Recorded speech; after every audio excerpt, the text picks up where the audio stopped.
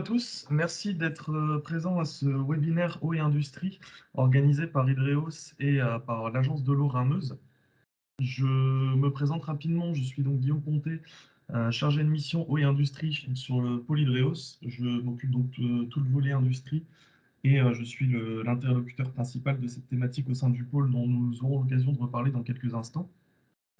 Je suis accompagné aujourd'hui par mon collègue Alexandre Folmer qui va rapidement faire une présentation de contexte et d'introduction suite à cette petite introduction de ma part en premier lieu. Je souhaitais d'abord rapidement repasser en revue le programme avec vous. À partir de 9h30, ouverture, introduction et contexte. De 9h45 à 10h45, nous passerons sur les bonnes pratiques et des retours d'expérience d'industriels avec deux interventions. Une intervention de Madame Karima Chakri de Blue Paper et une intervention de Monsieur Christophe Leplat de l'usine Michelin à Golbet. Suite à ces deux retours d'expérience, nous aurons une série de présentations d'innovations et de nouvelles technologies d'une dizaine de minutes chacune. Donc seront présents Monsieur Jean-Emmanuel Gilbert de la société Aquacé, Monsieur Michel Possantino de la société Soléo Environnement, Monsieur Faudil Guézal de Save Innovation, Madame Laurence Rosichini de Strain Innovation, Monsieur Rémi Berger d'Odyssée Environnement et enfin Monsieur Mesta de H2O Vortex. Voilà, sans plus attendre, je vais laisser la parole à mon collègue Alexandre Folmer pour une petite présentation. Merci. Bonjour à tous. Donc, pour introduire ce webinaire, déjà, rappeler dans quel cadre il a lieu. Donc, il a lieu dans le cadre d'un programme d'action d'Hydreos qui est lié au développement de l'innovation, mais surtout pour répondre aux besoins spécifiques des industriels qui utilisent de l'eau dans leur process et pour les soutenir dans leur démarche qui vise à améliorer l'efficacité hydrique de leur site d'une part et à optimiser la gestion des ressources en eau de manière générale d'autre part.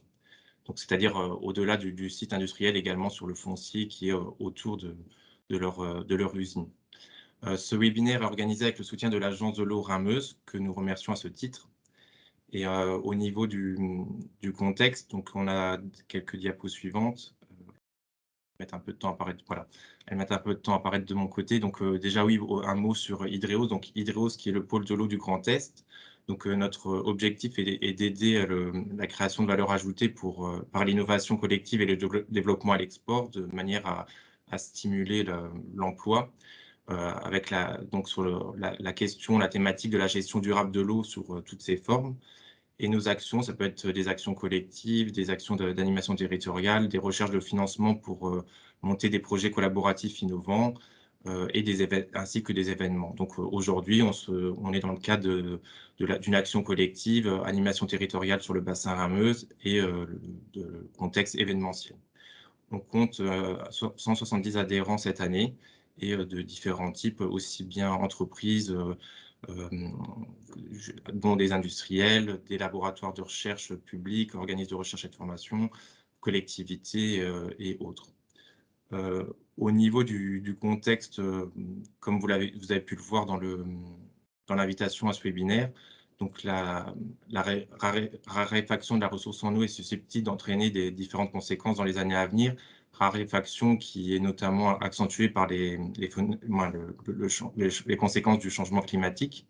Donc, y compris dans notre région, on peut être touché maintenant par des pénuries saisonnières, une détérioration de la qualité de l'eau, du fait qu'il y ait moins d'eau dans les milieux aquatiques. Donc, ça veut dire qu'il y a des milieux plus sensibles et du coup, il faut une importance de réduire les émissions de polluants, de micropolluants. Et lié à ça aussi une réglementation plus stricte en termes de consommation et de rejet. Donc là, c'est pour la partie, on va dire, environnementale, sociétale. Il y a aussi une partie économique, donc avec notamment tous les coûts indirects liés à l'eau, en prenant l'exemple du lien eau-énergie. Alors certes, en France, le prix de l'eau à l'achat est relativement faible, mais si on compte tous les traitements de l'eau en amont d'un process industriel, que ça soit le fait d'adoucir, déminéraliser et d'autres process, ainsi que le traitement des effluents, par différents processus. C'est souvent, très énergivore. On peut avoir un prix de l'eau au final qui peut être multiplié par 5, par 8, voire, par, 20 dans certains cas d'industriels. Donc, on y reviendra dans la suite de webinaire, donc je n'insisterai pas plus, là-dessus. Et maintenant, j'ai plus parlé du contexte, lié aussi à la réglementation, donc, à la fois les constats et les enjeux dans le Grand Est. Là, les 2 diapositives suivantes nous ont été fournies par l'Adréal Grand Est. Avec déjà, ce qui est important de savoir, c'est qu'au niveau des projections, il y a une baisse projetée des débits des cours d'eau de 10 à 40 à l'horizon 2070. Donc ça peut paraître loin, mais on commence déjà à sentir les conséquences maintenant et ça approchera vite quand même. Et qu'au niveau du Grand Est, les prélèvements industriels représentent 52 du total, hors, voies navigables et hors refroidissement. Donc, vous voyez sur le diagramme de droite, les différentes consommations, le reste étant l'eau potable et l'irrigation. Donc là, les objectifs pour l'Adréal, c'est de réviser les conditions de rejet et de prélèvement. La plupart des industriels qui assistent aujourd'hui à ce webinaire sont déjà en contact avec l'Adréal à ce sujet-là ou sont au courant en tout cas de ces révisions en cours. Et aussi une meilleure intégration du niveau d'enjeu des milieux dans le cadre de l'action de l'inspection des installations classées de l'Adréal Grand Est. Et si on revient plus à la réglementation, socle, on va dire, de ça, c'est la directive, cadre sur l'eau qui se traduit au niveau du bassin Rameuse par le stage Rameuse, donc le schéma, directeur d'aménagement de gestion des eaux. Donc, là, ce qui est important de voir aussi, c'est qu'on se trouve dans le dernier cycle, donc 2022-2027, pour atteindre les objectifs, de bon état des masses d'eau, dans le cadre de la directive cadre sur l'eau. Voilà. C'était quelques éléments de contexte et pour, terminer cette partie introductive.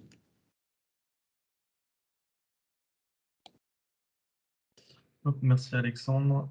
En partenariat avec l'Agence de l'eau, le pôle Hydréos se concentre sur 3 actions principales. Une première qui est le Club eau des industriels, qui réunit des industriels exclusivement pour discuter de différentes thématiques, de problématiques communes et pour essayer aussi de leur présenter des solutions d'innovation qui seraient susceptibles de répondre à leurs problématiques. Donc les intervenants étant exclusivement industriels ou institutionnels, type DREAL, agence de l'eau. Et enfin, il peut éventuellement intervenir aussi des offreurs de solutions que nous aurons identifiées comme pertinents dans ce genre de réunion. Les événements que nous organisons sont 2 webinaires, donc celui d'aujourd'hui, dont nous sommes donc le 29 mars, et celui du 9 juin prochain, qui sera cette fois-ci tourné vers une thématique d'économie circulaire de l'eau, avec des présentations d'innovation dans le domaine toujours, et dont le public est cette fois-ci beaucoup plus varié et large. Enfin, nous organisons des visites sur site, nous appelons des pré-diagnostics hydriques. La durée d'une visite est donc de 3 heures maximum et l'objectif, c'est vraiment d'établir une sorte de bilan de l'utilisation d'eau des industriels et d'essayer d'identifier un peu leurs besoins, leurs enjeux, afin de pouvoir leur proposer un accompagnement sur des thématiques sur des thématiques et des démarches qui ne sont pas forcément toujours évidentes. Donc voilà, c'est des actions que nous menons. La restitution se fait sous forme de diaporama et une suite peut être donnée éventuellement si besoin. Je vous remets mes coordonnées rapidement. Hop, je passe juste à la première partie, donc il y a un retour d'expérience des industriels. Nous allons passer à la présentation de Monsieur Leplat de l'usine Michelin. Je vais vous donner la parole et la caméra. Hop. Vous pouvez y aller, Monsieur Leplat. Normalement, vous pouvez activer votre micro. Alors le micro, ça doit être bon. Bonjour à tous. Vous m'entendez bien? Tout à fait. Voilà, donc Christophe Leplat, je suis animateur performance énergie site et coordinateur projet et je suis sur le site Michelin de Golbey, « Golbey étant à proximité d'Épinal dans les Vosges. Donc, je vais vous faire une présentation sur 2 installations de recyclage d'eau process.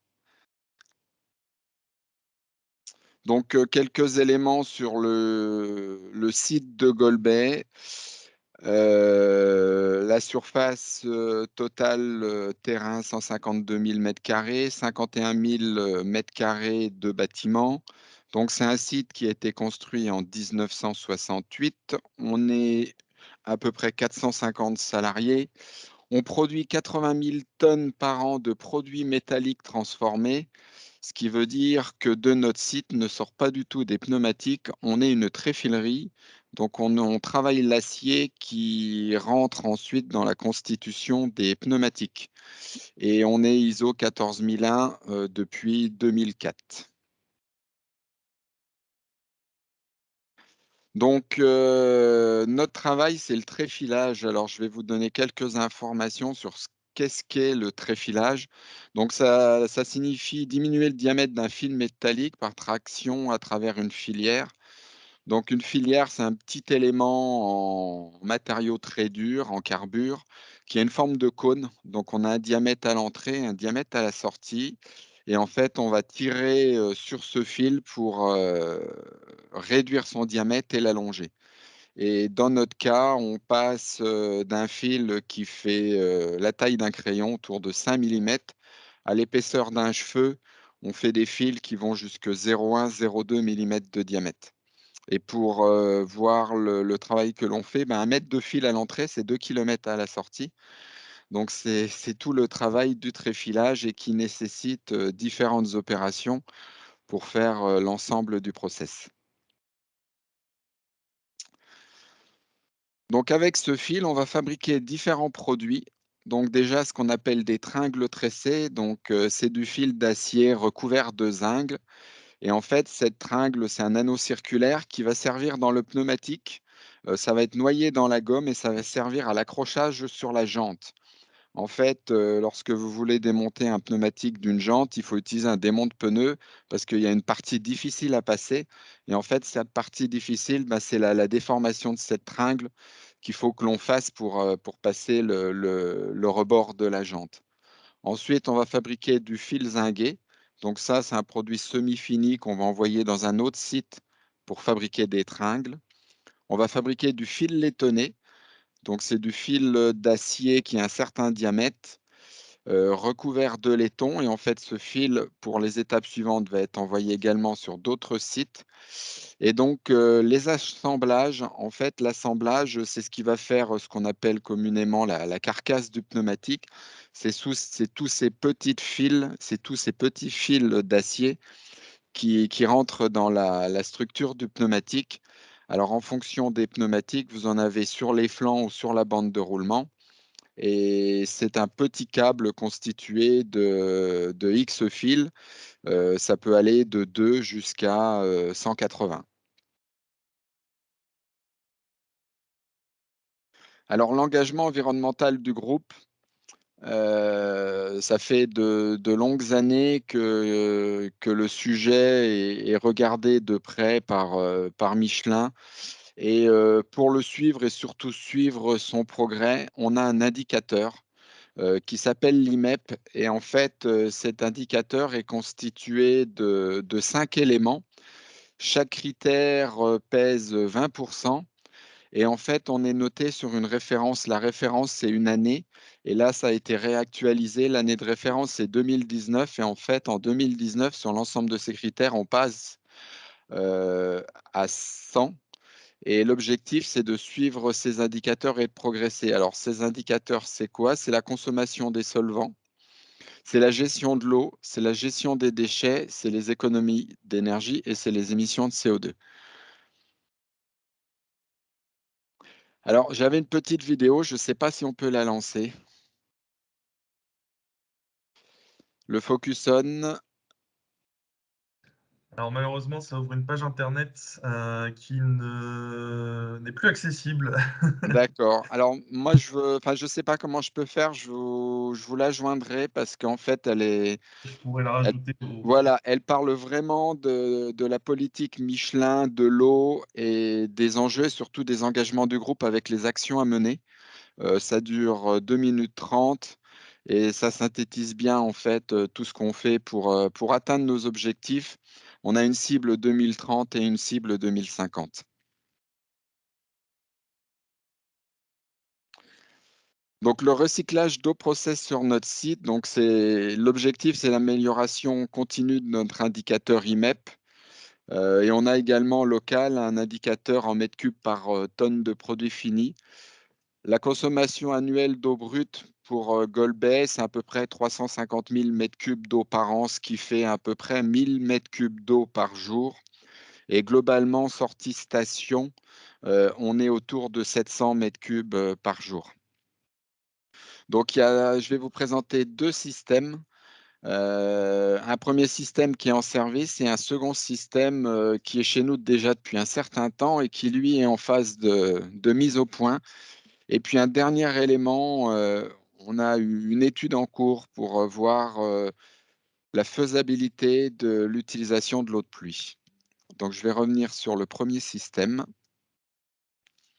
Donc, ce premier système est en service continu 24 heures sur 24, 7 jours sur 7, et ce depuis 4 ans.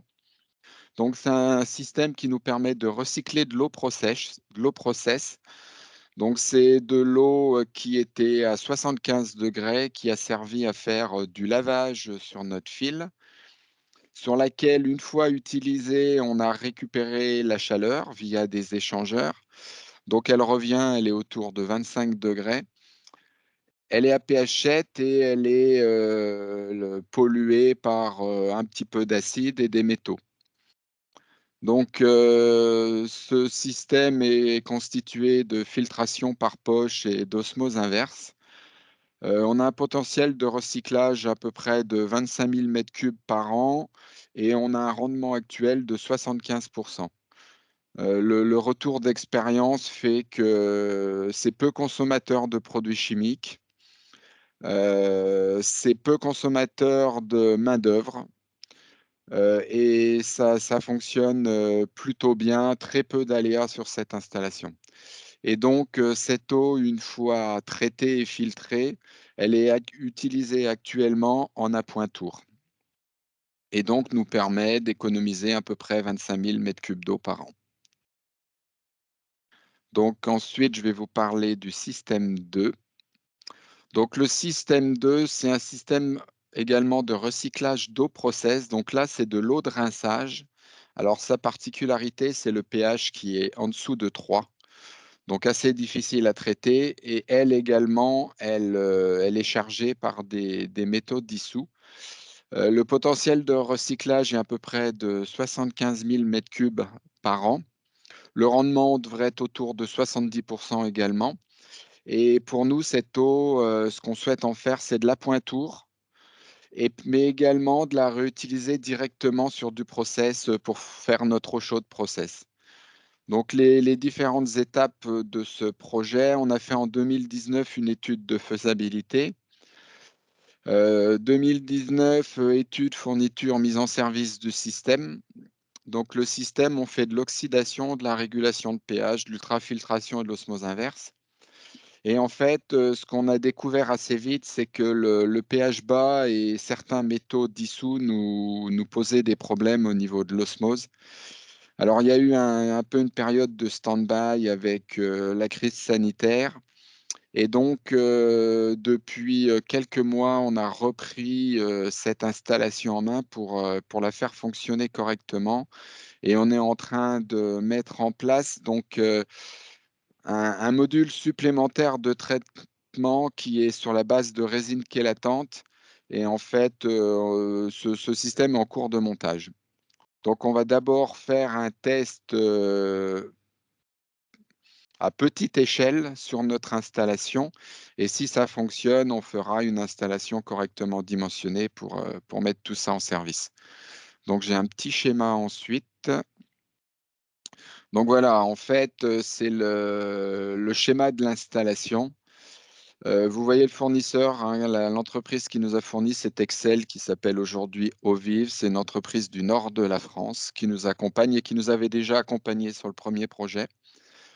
À l'entrée du système, donc on a notre eau, on a à peu près 300 mètres cubes jour qui rentrent. Donc on va rajouter les résines chélatantes. On fait une oxydation et une régulation de pH. Donc on a un double module d'ultrafiltration, fait un en service, un en régénération. Ensuite, on va sur un module d'osmose inverse et ensuite une cuve de mélange avant de récupérer l'eau et de la renvoyer dans le recyclage. Donc, il y a également, c'est une installation assez complexe.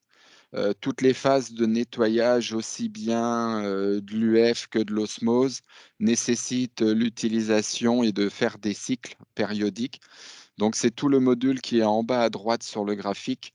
Alors, c'est tout automatique, c'est-à-dire que l'installation se gère seule. Je vais aller sur le slide suivant, s'il vous plaît. Voilà, donc là, vous avez quelques images. Donc, la photo de gauche, le cylindre bleu, c'est le module d'oxydation. Les tubes verticaux, à gauche et à droite, c'est les deux modules d'UF. Et en fait, ce que vous voyez, les cylindres bleus à l'arrière des modules, c'est le module d'osmose. Donc, c'est un projet qui a coûté à peu près 200 000 euros. On a eu une subvention de 75 000 euros par l'Agence de l'eau. Aujourd'hui, les premiers retours qu'on a, on est inférieur à 1 euro du mètre cube au niveau du coût global d'exploitation. Donc le rendement, je vous l'ai dit, 70-75% et on envisage de recycler 75 000 mètres cubes par an. Bon, les difficultés, bah, c'est le temps de mise au point, hein. On ne peut pas dire qu'on a été très rapide. Ça a été assez complexe. Et puis, du fait des nombreux produits et des nombreux cycles, ça nécessite quand même un suivi quotidien par une personne qui a peut-être pas un spécialiste, mais qui maîtrise bien les produits chimiques et le traitement de l'eau. Voilà. Voilà ce que je pouvais vous dire sur ces deux sujets. C'est pour nous deux expériences importantes qui nous ont permis de réduire notre consommation d'eau et surtout de faire un palier. Je dirais les premières actions, c'est d'optimiser les consommes et je dis, avec des actions telles que celle-là, ça permet de faire un gros pas en avant et de vraiment marquer le coup sur les objectifs qu'on peut avoir. Voilà, si vous avez des questions. Donc, je vous donnerai la vidéo parce que je pense qu'elle est intéressante. Je vous l'enverrai si vous pouvez la partager Oui, il n'y a pas de souci, je par l'ajouterai. la suite. Oui, oui. Oui, bien sûr, je l'ajouterai au slide. Hmm. Je m'arrangerai pour l'ajouter au support final. Merci beaucoup pour votre présentation. Alors, il y a déjà quelques questions. Tout d'abord, est-ce qu'il y a une neutralisation des acides avant d'aller sur les membranes? Oui, oui, oui, tout à fait. On a une régulation et on remonte le pH aujourd'hui, on est entre 5 et 6. Merci. À quoi sert l'oxydation sur votre deuxième système, pardon? Alors, en fait, ça vient du fait qu'on est dans du traitement de surface et nous, les polluants de l'eau sont les métaux. Donc, c'est le fer, le cuivre et le zinc. Et en fait, l'oxydation, c'était faire réagir le fer pour essayer de le capter au départ. Ok. Pour quels usages la récupération d'eau de pluie est-elle envisagée? Alors, nous, l'eau, c'est uniquement du process. Donc, ça sera du process. Alors, ça peut être du lavage ou du rinçage. Tout de suite, une étude est en cours. On est en train de faire des échantillons d'eau de pluie pour voir les caractéristiques. Ensuite, on verra le captage et les traitements à faire pour pouvoir l'utiliser, surtout qu'elle soit conforme au cahier des charges qu'on peut avoir sur les usages process. Avec quel produit exactement vous neutralisez et quel acide? Alors je pense que c'est par rapport à la question d'avant sur la régule. Aujourd'hui, c'est de la soude. De la On soude. utilise de la soude, alors je ne sais plus exactement la concentration, mais on utilise de la soude, oui. Est-ce que le coût de retraitement intègre le CAPEX? Non, c'est uniquement les frais d'exploitation. Mmh. Vous avez parlé de chélatans. Est-ce avant les membranes d'osmose, pardon? Oui, tout à fait. Ça sera la première étape, du système. Mmh. Est-ce que vous avez déjà rencontré des problèmes liés aux polymères plastiques? Non, pour le moment, c'est pas un sujet, que j'ai rencontré, enfin un problème rencontré, non. Est-ce que vous avez calculé le coût énergétique du deuxième système? J'ai des premiers éléments d'information, oui. Oui, oui. Je pourrais vous donner si ça vous intéresse, Ça peut être pour faire intéressant. un calcul au mètre cube, du nombre de kilowattheures par mètre cube. Je pense que c'est intéressant de Oui, tout à fait, ouais. mmh. Très bien. Est-ce qu'il y a d'autres questions?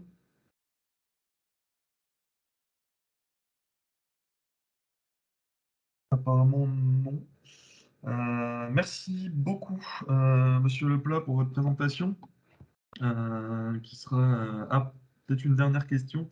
Est-ce que vous utilisez de l'eau de forage? Non, alors non, j'ai pas j'ai été un peu trop rapide. En fait, l'eau process que nous utilisons, c'est une nappe alluviale qui est à 2 kilomètres du site.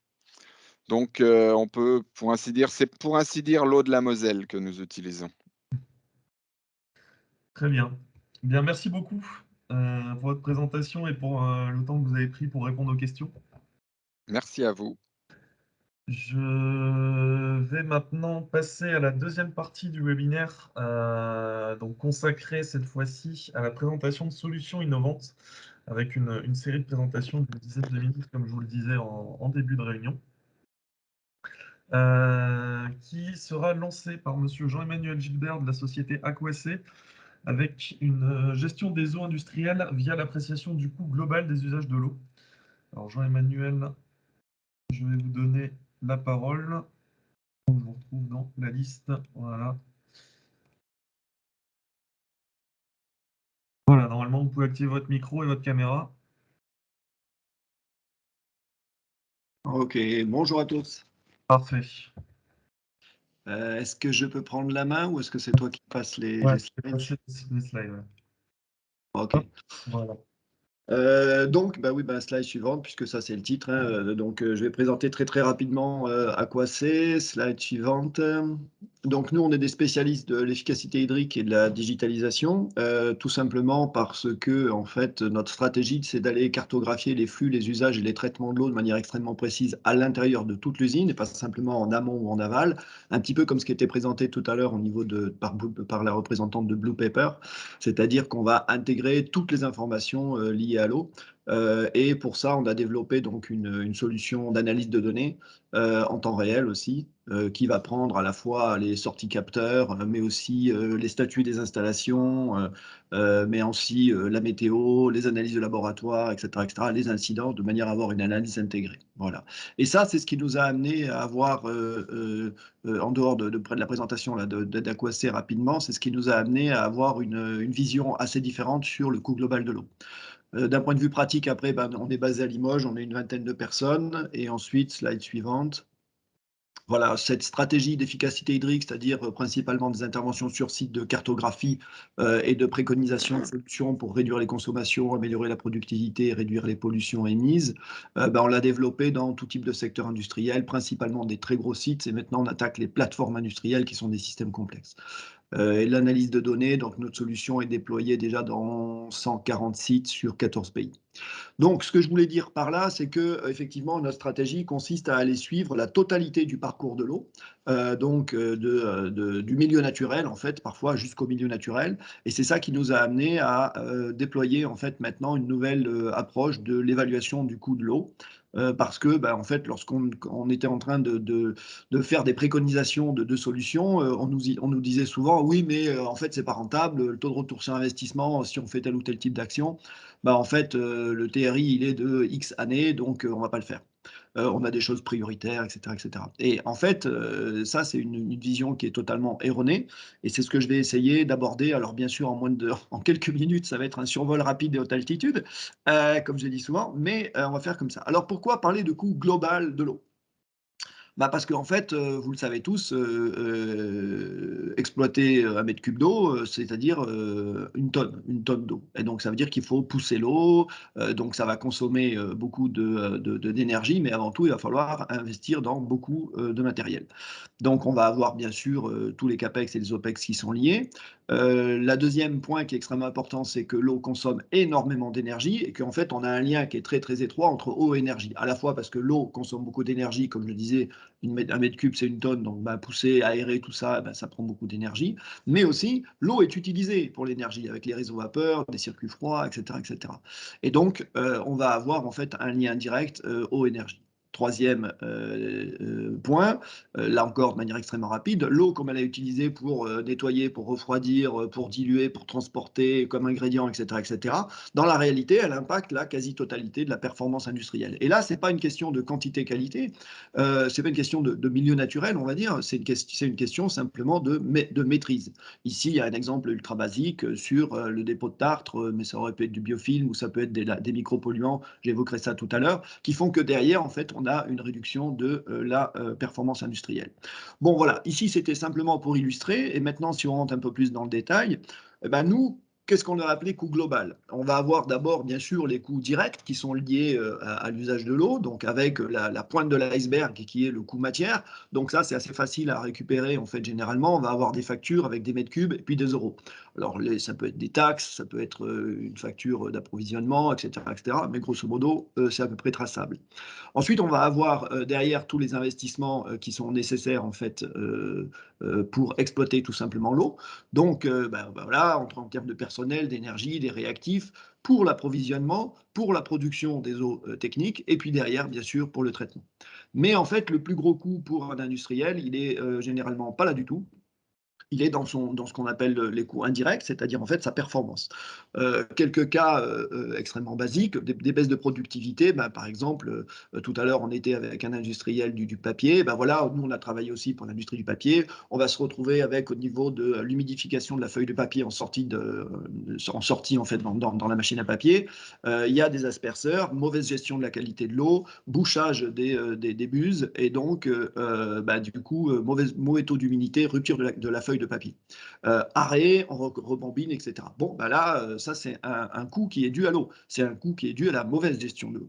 De la même manière, on a eu des clients agroalimentaires qui ont eu des produits qui étaient non conformes en sortie de production parce qu'ils avaient des micropolluants. Bon, il a fallu faire une étude pour se rendre compte que ces micropolluants venaient en fait non pas des procédés internes à l'usine, mais de l'eau potable en entrée d'usine. Parce que l'eau potable, c'est aussi une eau qui a été traitée et donc qui contient certains micropolluants. Donc du coup, là, ils avaient une perte des défauts, en fait, des coûts de non-qualité avec des produits qui n'étaient pas du tout commercialisables. Ça, c'est aussi un coût de l'eau. Bon, vous voyez que derrière, toujours pour aller très très rapidement, durabilité des installations, on a eu un client qui a eu parce que l'usine a évolué, ils ont rajouté des procédés qui étaient un peu plus acides que prévu en termes de rejet, et donc du coup, ils se sont rendus compte a posteriori qu'ils ont bouffé une partie des réseaux parce que c'était en béton, rupture de canalisation enterrée à l'intérieur de l'usine, ça leur a coûté pas mal d'argent. Tout ça, en fait, quand on commence à les détailler, on se rend compte que effectivement, le coût de l'eau, c'est pas du tout le coût de matière, qui est la partie émergée de l'iceberg, mais en fait, les coûts sont très très très sous-évalués, et bien sûr en fonction de la taille de l'entreprise, en fonction de son métier, de ses process. et de son âge aussi, de l'âge de l'usine, les coûts vont être extrêmement variés. Donc nous, les ordres de grandeur, mais qui ont déjà été cités, c'est pas du tout quelques euros le mètre cube, mais plutôt quelques dizaines d'euros le mètre cube, avec de 10-20 jusqu'à beaucoup plus, ça dépend des clients. Donc du coup, ce qu'il faut avoir en tête, c'est que en fait, agir sur l'eau, c'est agir sur tout le système qui dépend de l'eau. Donc, bien sûr, l'énergie, les produits chimiques, la maintenance, etc., et puis la productivité. Vous pouvez retrouver certains exemples sur la rentabilité en fait de tout ça dans un des opus de EPE qui est sorti en avril 2018. Voilà, avançons. Voilà, donc l'idée de ça, c'est que la stratégie d'efficacité hydrique, c'est pas simplement par rapport à une performance environnementale où je veux réduire mon empreinte hydrique. Dans la plupart du temps, en fait, nos clients viennent nous voir pour de la performance industrielle, c'est-à-dire en fait de la rentabilité et de la productivité. Slide suivante. Donc, pour pouvoir essayer d'évaluer ça chez des clients, qu'est-ce qu'on a fait? On a mis en place une méthode. Alors, on va suivre tous les flux d'eau, donc ça veut dire que c'est de l'enquête, hein, parce que, on le verra tout à l'heure dans ma conclusion, la plupart du temps, les données sont ou mal organisées ou alors inexistantes. Mal organisées parce que, par exemple, les coûts de l'électricité sont mis en énergie. Alors que nous, on leur dit, non, tout ce qui correspond aux pompes, aux aérateurs et compagnie, c'est un coût de l'eau. C'est de l'énergie, mais c'est un coût de l'eau. Donc là, il faut remettre en fait les choses dans le bon ordre. Et puis après, vous allez avoir des endroits où c'est pas indiqué, il faut faire une enquête et il faut faire des évaluations. Toujours est-il que ce que l'on a essayé de faire, de manière à avoir une vraie évaluation du coût global de l'eau, c'est suivre étape par étape, en fait, la totalité du parcours de l'eau, de l'entrée de l'usine jusqu'à la sortie. Et ensuite, on va suivre, slide suivante, voilà. On va suivre aussi l'impact du flux matière sur la qualité de l'eau. Par exemple, si j'ai un incident de production avec un renversement sur ligne, qu'est-ce que ça a comme impact sur ma station d'épuration? Mais je vais avoir aussi les coûts, donc ça c'est tout ce qui était coûts indirects, les coûts indirects de la qualité de l'eau sur la qualité du produit fini. Et dernière étape, on va aussi observer les autres flux d'eau en fait qui ne sont pas directement liés à la production. Donc là encore, je vais extrêmement rapidement, j'en suis désolé, mais l'idée c'est vraiment de suivre étape par étape et à la fois de récupérer les données lorsqu'elles existent, sinon de faire des entretiens. Par exemple, ok, vous avez tel type d'incident, ça vous arrive combien de fois par mois, ça fait combien de dégâts en termes d'arrêt de production, en termes de qualité du produit, etc., etc. Et donc après, on essaye d'évaluer par rapport au temps passé, par rapport à la production, etc. Slide suivante. Alors le problème dans ce type d'enquête et d'évaluation, c'est que pour les coûts directs, le plus souvent les données existent, elles ne sont pas rapportées à l'eau. Le coût indirect, les coûts n'existent pas, les données n'existent pas, mais on peut faire donc des entretiens et essayer avec toutes les équipes, hein, puisque là tout le monde est concerné. Et bien sûr, c'est une identification, une évaluation des coûts. C'est pas un calcul, on ne cherche pas à avoir un calcul précis avec des chiffres après la virgule. On va aboutir à des choses en disant, ok, vous êtes plus ou moins à entre 15 et 20 euros, ou entre 20 et 25, ce genre de choses. Voilà. On s'est rendu compte que le coût environnement, autre que eau, est probablement aussi très sous-évalué en fait, si on applique le même type d'approche. Slide suivante. Donc ça, vous voyez, ça c'est un tableau. Alors j'ai pris un vieux truc comme ça, c'est complètement anonymisé, etc., etc. Entre le tableau, entre le truc, le coût initial et puis le coût final, on passait de 5,7 euros par tonne produite à déjà 13,2. Et en plus, on n'a même pas fait, fait en fait les coûts indirects, notamment les arrêts de production et les coûts de non-qualité. Donc, quand on commence à faire ce type de démonstration, grosso modo, du coup, c'est beaucoup plus facile pour pouvoir agir derrière sur l'eau, parce que l'argumentaire qui est présenté à la direction, c'est de dire, attention, c'est pas simplement je gagne tant de mètres cubes, mais derrière, je gagne autant. Et ce que l'on a fait maintenant, c'est que pour pouvoir suivre justement ces gains et avoir cette approche intégrée, on utilise en fait notre métaviseur pour pouvoir, là encore, recalculer la totalité du périmètre au niveau des gains. Voilà. J'espère que je n'ai pas été trop long, d'habitude je le suis. Non, c'est parfait, une dizaine de minutes. Le temps est respecté, pas de souci. C'est sûr que c'est assez compliqué de citer tout ça en 10 minutes, mais c'est toujours très intéressant. Je ne sais pas s'il y a des questions dans le chat, n'hésitez pas à le poser, on peut prendre 2-3 minutes pour y répondre. Mais oui, effectivement, le coût de l'eau reste le levier principal en fait, de tout ce type d'action d'amélioration d'efficacité hydrique. Quelles sont vos informations d'entrée au niveau des capteurs et type de capteur, type de mesure? Alors, il y a 2 choses. Lorsqu'on intervient sur un site industriel, il y a déjà des équipements, mais la plupart du temps, ces équipements, sont faits plus pour suivre la production, ou alors la partie, environnement, mais la partie eau à l'intérieur de la prod est très, très mal équipée. Donc au début, on va, récupérer toutes les informations qui sont disponibles, et à la suite, on va préconiser aussi du rajout de points de mesure, des capteurs en tout genre, ça dépend de ce que l'on veut mesurer. Mais pour répondre à la question, donc on a déjà premier niveau, on part de l'existant et ensuite on va mettre en place une campagne et ensuite des mesures permanentes pour affiner la compréhension. Et on récupère absolument tout. Si tu peux remettre la slide précédente. On récupère absolument tout ce qui est en lien avec l'eau, à la fois à l'intérieur de l'usine, mais aussi à l'extérieur de l'usine. Par exemple, si vous avez des forages, il peut y avoir aussi des suivis de piezo par ailleurs, des suivis météo, etc. Et à l'intérieur de l'usine, on va suivre bien sûr tout ce qui sort des capteurs, le statut des installations, du style monosmother, il est en arrêt, il est en rétrolavage, etc. etc. On va récupérer les incidents qui sont liés à la production ou les événements qui sont liés aux installations, du style j'ai changé mes membranes, etc., etc.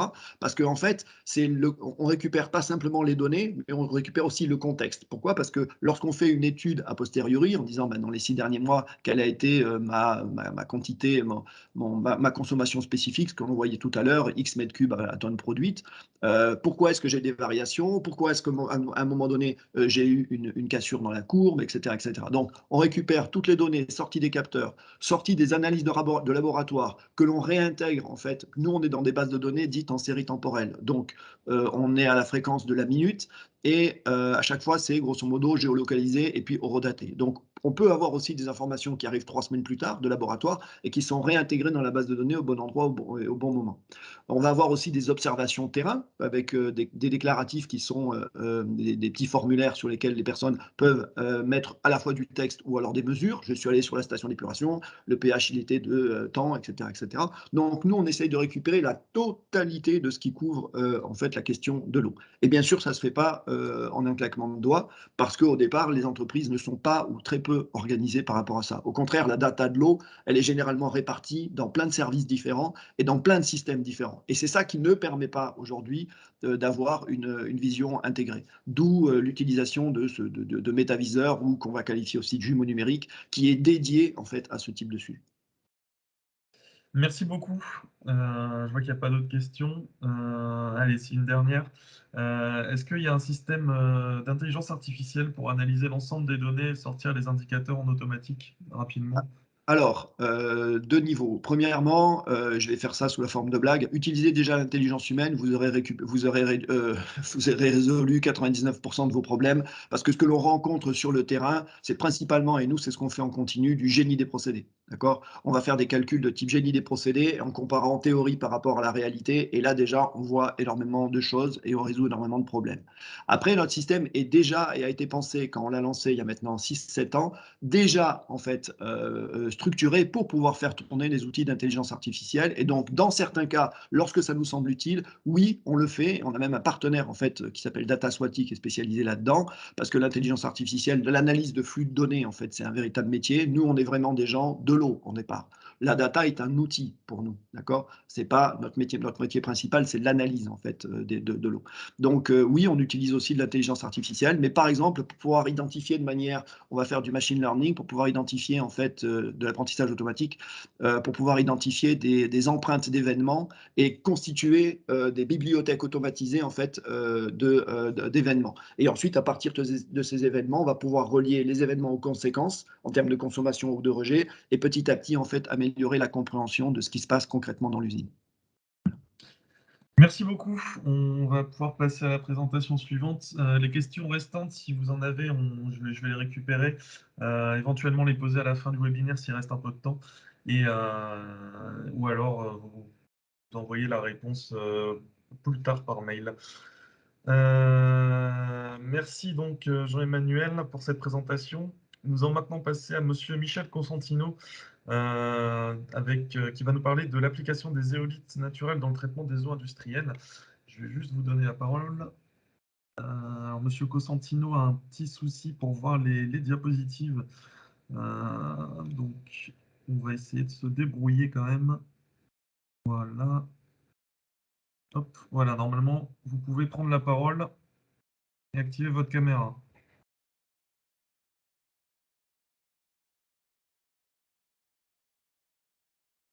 Il faut que vous activiez votre micro.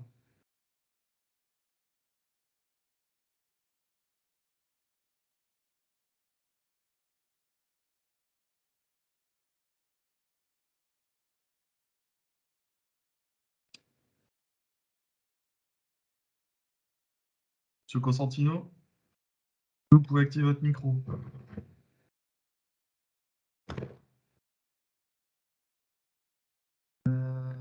Tac. Sinon, on va essayer, on reviendra plus tard sur la présentation de Monsieur Cosentino. Parce que je vois qu'il lève la main. Est-ce que vous pouvez activer votre micro de votre côté, Monsieur Cosentino? Je vous ai donné l'autorisation de le faire.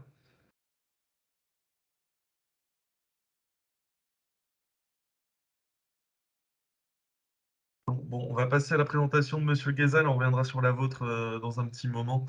Monsieur Fodil Guézal, je vais vous autoriser aussi le micro et la caméra. Voilà, normalement, vous pouvez prendre la parole. Bonjour à tous, vous m'entendez bien? Oui, tout à fait. Parfait, merci. Merci à Nereos pour cette opportunité de présenter nos solutions.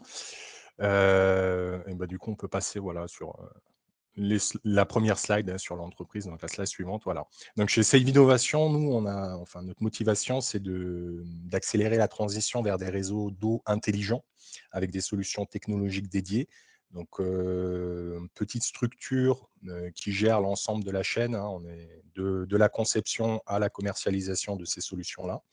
Une structure aussi inscrite dans le territoire, bien ancrée dans le territoire, et puis au niveau national aussi avec différents institutionnels qui nous accompagnent, des clusters au niveau national également. Donc, on est déjà positionné sur les réseaux d'eau potable avec une solution pour la production énergétique, pour l'instrumentation des réseaux.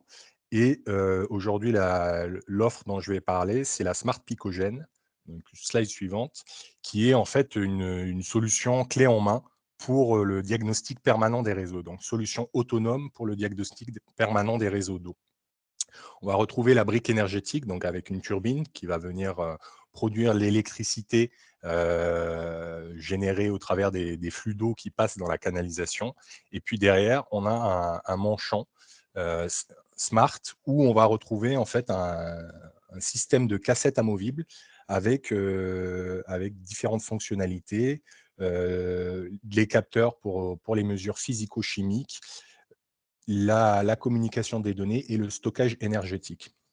Donc sur les paramètres, actuellement, on peut monter donc jusqu'à 7 paramètres, et les paramètres mesurés sont le débit, la pression, la température, la conductivité, le pH, le chlore libre et la turbidité. Donc voilà, avec la possibilité de visualiser ces données sur une plateforme en ligne sécurisée actuellement, ou avec une intégration en fait de cette remontée de données vers la supervision centralisée des exploitants. Donc c'est une solution qui est actuellement en TRL6, c'est-à-dire qu'elle sort du labo, elle a été testée sur notre banc hydraulique dans des conditions représentatives, et elle est actuellement installée sur certains sites pilotes. Donc c'est le bon moment, on va dire, pour aussi élargir un peu notre scope, sortir des réseaux d'eau potable, aller adresser également les réseaux d'eau industriels, où on va retrouver les mêmes problématiques, comme ce qui a pu être évoqué lors du début de cette présentation. Donc, si on regarde sur la slide suivante, hop, on retrouve plus concrètement en fait, le rétexte. Alors, on se retrouve avec un débit d'eau, par exemple, avec un débit de 50 mètres cubes heure. Et on va pouvoir avoir des mesures toutes les 3 secondes avec une remontée toutes les 2 minutes. Donc, on est vraiment dans cette logique de diagnostic permanent. On a de la donnée en temps réel, ce qui permet de superviser l'eau qui circule dans nos canalisations. Et sur la slide suivante, un peu plus concrètement pour les industriels, donc l'idée, c'est de pouvoir avoir des dispositifs autonomes qu'on va pouvoir disposer un peu partout sur le réseau pour le monitoring des autres process, le contrôle des rejets en milieu naturel et puis optimiser également sa ressource, hein. Euh, la personne d'Aquacé tout à l'heure parlait effectivement de tous les coûts qui ne sont pas pris en compte forcément dans le prix de l'eau, hein, et effectivement de gérer sa ressource en eau aussi bien pour optimiser sa production que pour limiter son impact environnemental, bah, c'est quelque chose d'important. Et avec nos solutions, voilà, on pense pouvoir apporter une solution dans ces démarches-là. Voilà, c'est bon pour moi. S'il y a des questions. Merci beaucoup. N'hésitez pas à poser des questions dans le chat. Je ne sais pas s'il y a des questions d'ores et déjà.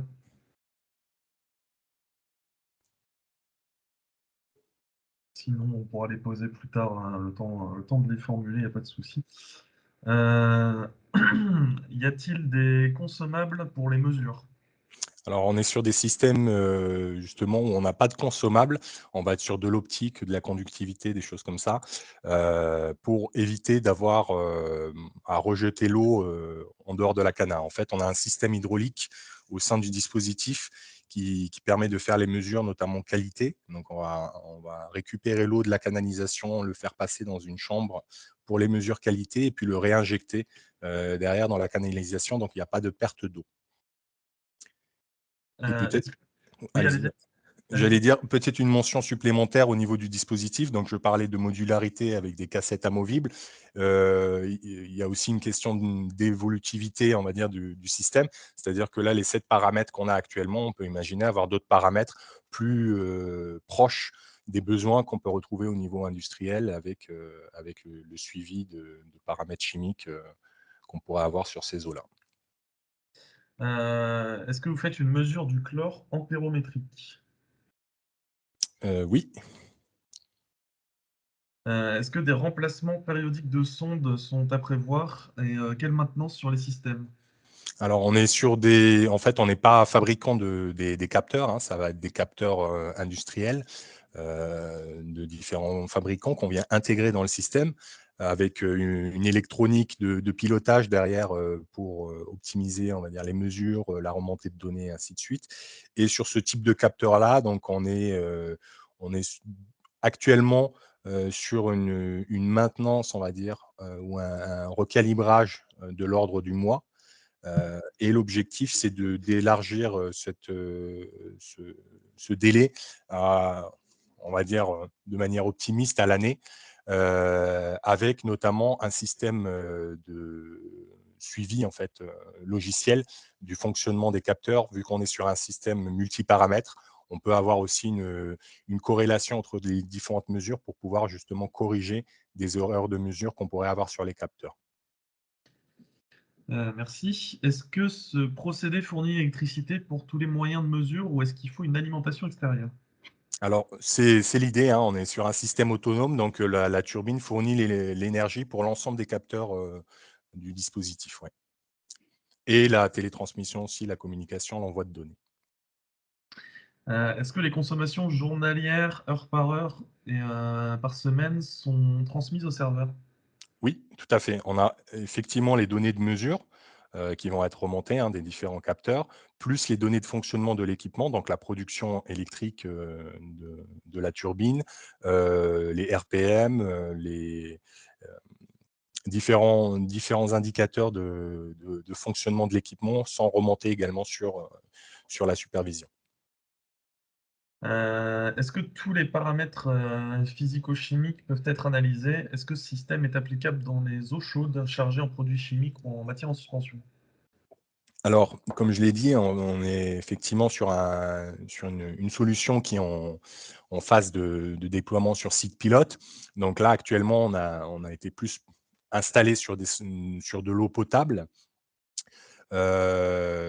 Pour être transparent, voilà, sur les eaux de process ou les eaux à forte température, c'est quelque chose qu'on n'a pas testé. mais qu'on serait intéressé justement à pouvoir évaluer.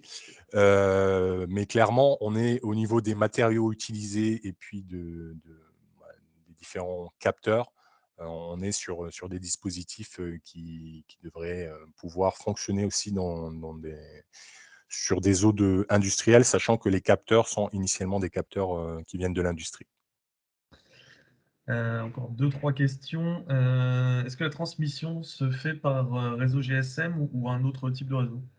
Oui, alors actuellement, on est sur du 3G, de la GSM pour la remontée de données. Mais pareil, vu qu'on est concepteur, fabricant de la solution, on peut imaginer d'autres dispositifs ou d'autres solutions de communication pour la remontée de données. Du LoRa, du Sigfox, de la radio. Est-ce que vous avez un ordre de grandeur du coup de ce procédé par rapport au diamètre et au débit dans la canalisation? Alors, par rapport au prix au coût de revient de l'eau, au rétex global, De l'installation du dispositif, je suppose? alors, je vous avoue qu'on est un petit peu aux prémices. L'ordre de grandeur actuellement sur les prototypes, on est de l'ordre de 30 000 € pour voilà, les installations, les pilotes, avec pour objectif d'avoir une solution qui serait de l'ordre de 10 000 € avec voilà, tout l'aspect donc équipement, mais également l'accompagnement logiciel avec une maintenance prédictive, avec justement le suivi des données de fonctionnement, la remontée des données, la visualisation des données, ainsi de suite. Donc voilà un peu l'ordre de grandeur que je peux donner par rapport à ça. Très bien. Merci beaucoup, Monsieur Guézal, pour votre présentation et le temps que vous avez pris pour Merci à répondre aux vous. questions. Monsieur Consentino a essayé de relancer son Teams, donc on va essayer. Hop, je vous autorise le micro et la caméra. Voilà, normalement vous devriez m'entendre cette fois-ci. Ça fonctionne. Voilà, et je mets la caméra, comme ça on va voir mon beau petit visage. J'espère que ça va fonctionner. Si ça marche. Donc, bonjour à tous et à toutes. Michel Cosentino, donc je suis le responsable et le CEO de Soleo Environnement. Ça fait à peu près 18 mois que j'ai créé la startup et l'objectif de la startup est d'améliorer la qualité de l'eau et par un procédé qui est totalement qui n'est pas encore mis sur le marché de manière pérenne. Donc, on est assez novateur sur ce sujet. Donc, ce sont les zeolites naturelles. Donc, pour vous expliquer en quelques mots, j'ai fait dans ce petit slide l'explication de la zeolite naturelle, qui est une roche d'origine volcanique, et donc qui a des grandes capacités d'échange de cations, et qui permettent justement de pouvoir stocker, par des procédés d'absorption et de désorption, des métaux lourds, donc de les capter et de pouvoir les bloquer à l'intérieur de ces porosités. Donc ici, je vous ai fait une petite vidéo. Vous voyez, donc on voit ici, ce sont les roches naturelles. Et on voit ici un petit peu les matières en suspension. Donc ce sont des petites particules que les zeolites échangent en permanence. Alors ça, c'est de l'eau industrielle. Donc je vais sur le slide suivant. Si vous voulez bien, Guillaume, sur le slide suivant, il va être beaucoup. Voilà. Donc la mise en pratique des zeolites dans le cadre de la filtration industrielle, elle a un triple objectif. Le premier, il est bioéconomique, donc avec la diminution des flocculants, diminution des soutes, du chlore, l'adaptabilité des filtres existants. Un moteur de filtration, alors nous, on a défini un moteur de filtration, ce sont les différentes strates que nous allons utiliser, la typologie de zeolite que nous allons utiliser lors du process de filtration des eaux. Donc, la deuxième partie, c'est la qualité des eaux, notamment avec l'amélioration d'un pH qui tourne autour de 7, la turbidité, bien sûr, supprimer les ions toxiques et ferriques. Donc ça, il faut savoir que les zeolites ont une très grande appétence pour les métaux lourds et les éléments transmétalliques. Mais également, on va aussi les retrouver dans le captage des cadmium, sélénium, enfin tous les métaux, enfin toutes les parties radioactives. Et la troisième partie, c'est ce qui a été le cas du démonstrateur, c'était de prouver, de démontrer dans l'objectif environnemental de la filtration chimique par échange cationique, c'est-à-dire notamment l'ammoniac, les métaux lourds, tout ce qu'on retrouve dans la loi 2001 sur l'eau. Et donc, on va retrouver ici tous les éléments qui sont absorbés. Donc, sur la slide suivant, je vais vous présenter donc la problématique de la plateforme chimique de Carlin en Moselle. Donc la problématique du site à l'époque était de double. C'était la maîtrise technique et financière de la qualité des eaux naturelles utilisées dans ce processus industriel, notamment dans les tours de refroidissement et aussi dans l'appoint. Donc ici, je vous ai mis la première vidéo où on voit, vous voyez, l'eau dans le bac tampon, hein, ce qu'on avait créé un bac tampon. Et donc là, on va retrouver l'eau vraiment dans un état assez pitoyable. Donc, alors attendez, je vais voir si j'arrive à lancer le deuxième.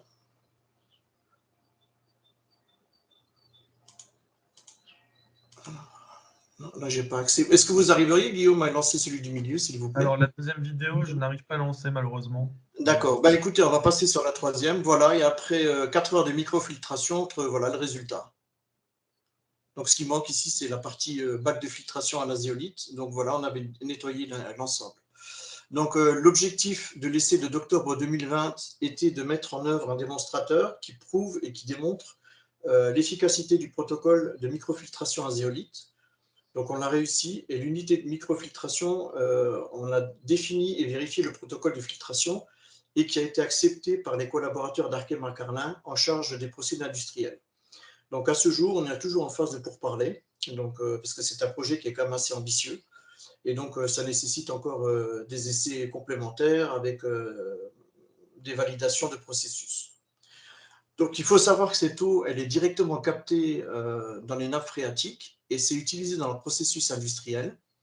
Mais la problématique, c'est surtout la présence de métaux lourds qui perturbent leur fonctionnement. Donc, sur le slide suivant, je vais vous montrer les différentes...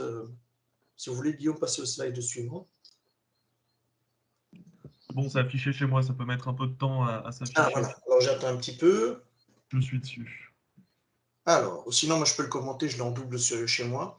Donc, vous verrez particulièrement l'appétence pour la partie fer total, fer dissous, le manganèse dissous, le cuivre, le zinc, le nickel, le sodium. Tous ces métaux-là ont été littéralement absorbés par les éolites avec des efficacités qui ont été mesurées par le laboratoire Eurofin, donc qui a pu, après analyse, et Arkema qui a fait ses propres analyses des eaux prélevées, donc sur le démonstrateur. Donc on a eu les mêmes résultats sur les analyses. Donc aujourd'hui, le but, c'est de continuer dans l'avancée des éolites et d'aller plus loin dans la partie modélisation aujourd'hui d'un processus et d'un procédé avec la collaboration de l'Université de Lorraine, le RPI de Nancy et l'Université de Bucarest avec lesquels on est en train de signer des contrats de partenariat justement pour pouvoir développer des processus qui vont être adaptés à chaque situation et à chaque industriel. Donc, si vous avez des questions, n'hésitez pas. Hein, Ah oui, alors comment la zéolite est-elle régénérée? Alors, la zéolite, elle va être régénérée par un processus qui est inversé.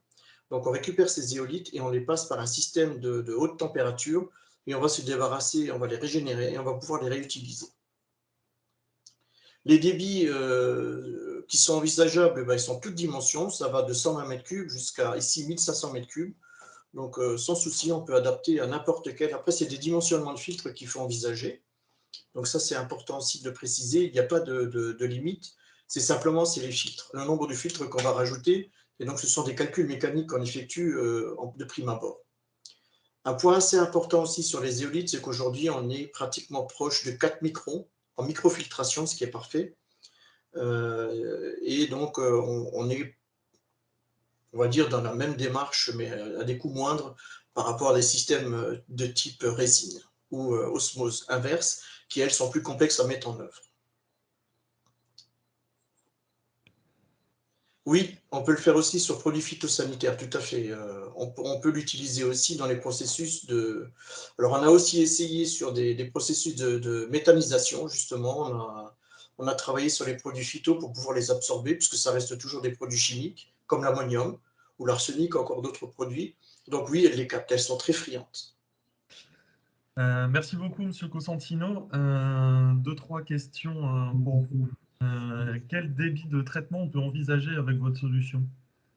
Tous les débits. Donc, comme je l'ai dit, on peut arriver sur des débits qui peuvent partir, je veux presque dire 1 m3 hein, chez le particulier, jusqu'à des gros sites industriels comme Carlin qui était 1500 m3 heure. Comment est-ce que la zéolite est régénérée? Et est-ce que Elle, ça peut se faire elle est oui, elle est régénérée par processus inverse, donc on va la faire remonter à température, et donc il y aura cette phase de combustion à l'intérieur de métaux, et donc on va s'en débarrasser, et donc on va la régénérer par des systèmes, une partie par l'augmentation de chaleur, et de l'autre par un procédé à base de sodium et autres. Donc c'est un petit peu confidentiel sur la suite, mais on sait les générer en tout cas. Oui, pas de souci à ce niveau-là. Quelle différence essentielle par rapport à du charbon actif? Alors, le charbon actif par rapport à la zéolite, le charbon actif est une matière inerte. Je le répète, les zéolites ont des capacités d'échange de cations. Donc, cation, ça veut dire que tous les métaux lourds, tout ce qu'on a retrouvé dans la loi de 2001, donc, sont captables. Il faut entendre les termes captables, ça veut dire je bloque et je ne restitue pas, sauf par procédé de désorption. C'est-à-dire que si j'ai envie de m'en débarrasser, je peux le faire par un procédé inverse. Mais en tout cas, une fois que c'est capté, ça ne bouge plus. C'est bloqué dans la structure.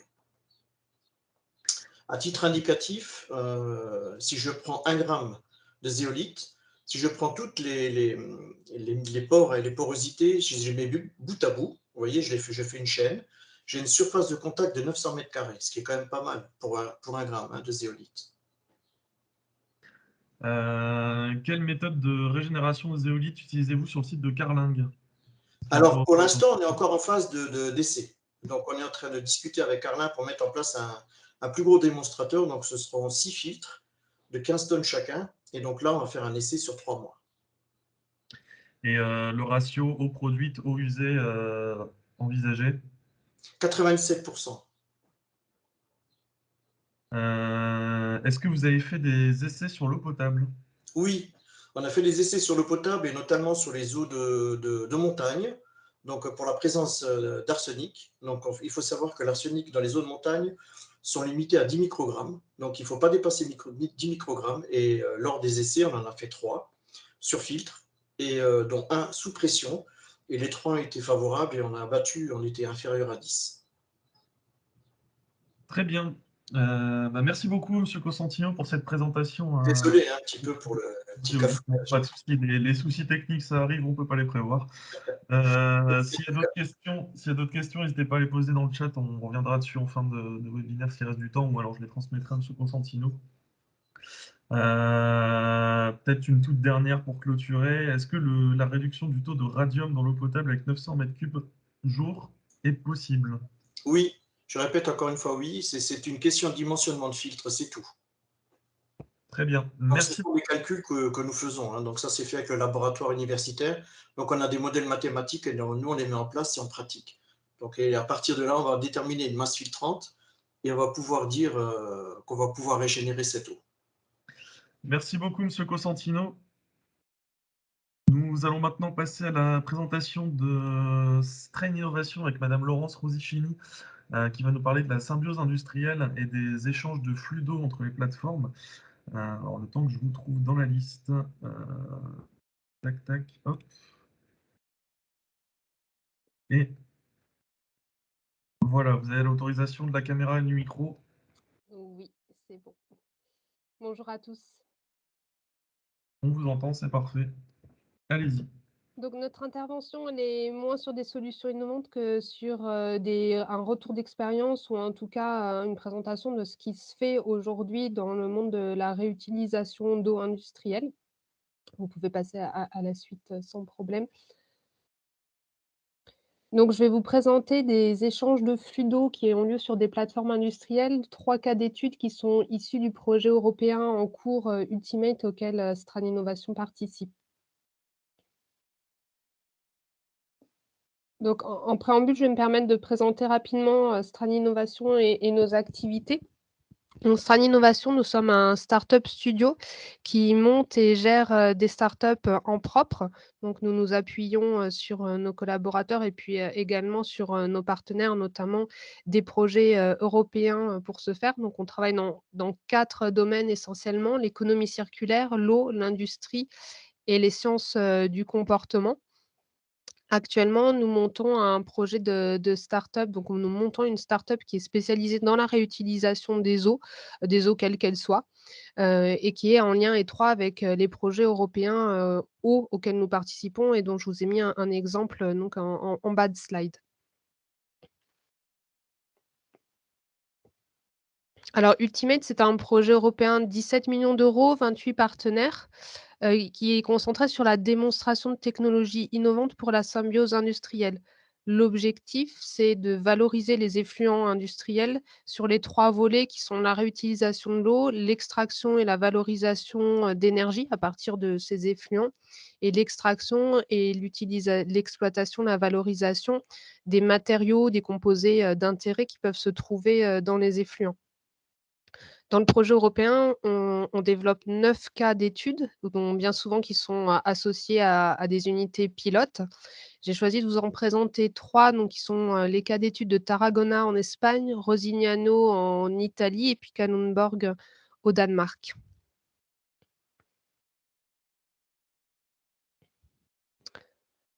Donc le premier cas d'étude, c'est celui de Tarragona. À Tarragona, donc c'est en Espagne, on a, l'une des plus grandes plateformes pétrochimiques du sud de l'Europe avec, plus de 30 gros industriels. Et les échanges d'eau ont commencé, dès 2012 dans la région avec la mise en place, d'une unité de traitement, donc en bleu, sur le schéma. Donc c'est une unité de traitement qui récupère les eaux sorties des stations, d'épuration urbaines, qui les traite et qui les met à niveau, pour les industriels, de la plateforme, pétrochimique, qui les utilisent en tant qu'eau de chaudière et eau de refroidissement. Et elles sont utilisées aussi, donc là on parle, de symbiose entre le monde municipal et puis, l'industrie, mais, les eaux, sorties de stations d'épuration sont aussi utilisées pour d'autres usages, l'arrosage des espaces verts, de golf et même des usages touristiques, comme, le parc aquatique de Portaventura. Malgré tout, la demande, en eau sur la région reste forte. Il y a un besoin d'améliorer, la ressource, la disponibilité de la ressource. Aujourd'hui, on a une unité de traitement des eaux industrielles qui va être mise en place parce que les rejets industriels ne sont pas tout à fait raccords avec, les limites, bref, et le projet Ultimate s'attache à regarder comment on peut, recycler ces eaux industrielles pour créer une nouvelle ressource.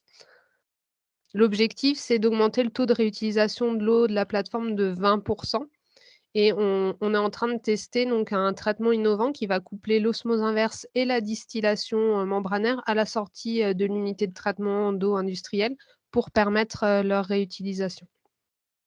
En parallèle, nos partenaires mènent une étude, sur la plateforme pour regarder qui pourrait réutiliser, l'eau exactement, et adapter ainsi au mieux les unités de traitement et les symbioses, donc les flux, entre industriels et surtout entre la station d'épuration et puis, les industriels.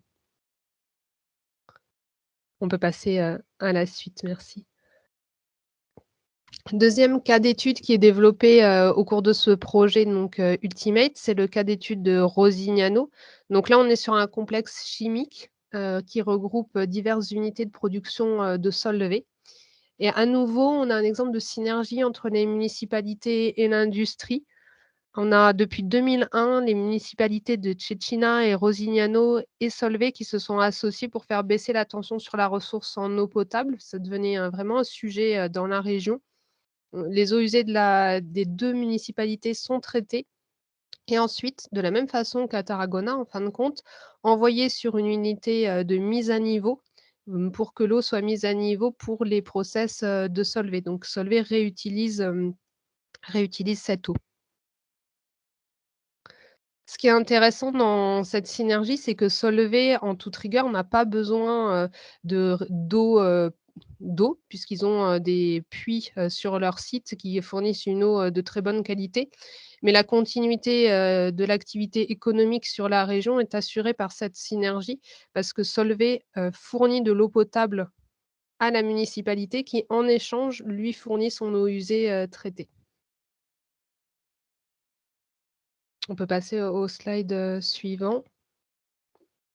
Dans le projet Ultimate, ce qu'on regarde plus précisément, c'est faire en sorte que cette qualité d'eau soit toujours optimale parce qu'on a quand même des infiltrations, enfin on pense que ça vient d'infiltration, on a des pics de salinité imprévisibles et surtout une salinité qui est trop haute pour les process de Solvay. Donc nos partenaires s'attachent à mettre en place une plateforme de monitoring, donc qui va permettre de bien contrôler les taux de sel et d'envoyer ou non vers Solvay et de gérer en fait le mélange entre les flux des 2 stations d'épuration de façon à diluer la salinité si besoin.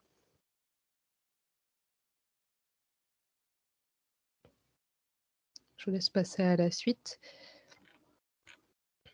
Donc dernier cas d'étude, dernier projet en cours actuellement, donc dans le cadre de ce projet Ultimate, le cas d'étude de Kalundborg au Danemark, donc une plateforme industrielle qui est souvent citée en exemple en fait de symbiose industrielle. Il s'agit d'un groupement d'industriels qui ont mis en place des démarches d'échange de flux, énergie, eau, matière depuis les années 60. Pour l'instant, c'était surtout concentré sur l'énergie et puis et les matières, mais le sujet de l'eau est regardé de près depuis quelque temps. Alors depuis les années 60, on avait quand même des échanges d'eau avec l'eau du lac voisin qui est utilisée comme eau de refroidissement par la raffinerie, puis qui est envoyée à la centrale électrique pour produire de la vapeur. Et aujourd'hui, le projet Ultimate s'attache à regarder comment on peut avoir de la réutilisation d'eau à proprement parler. Je vous laisse passer à la suite.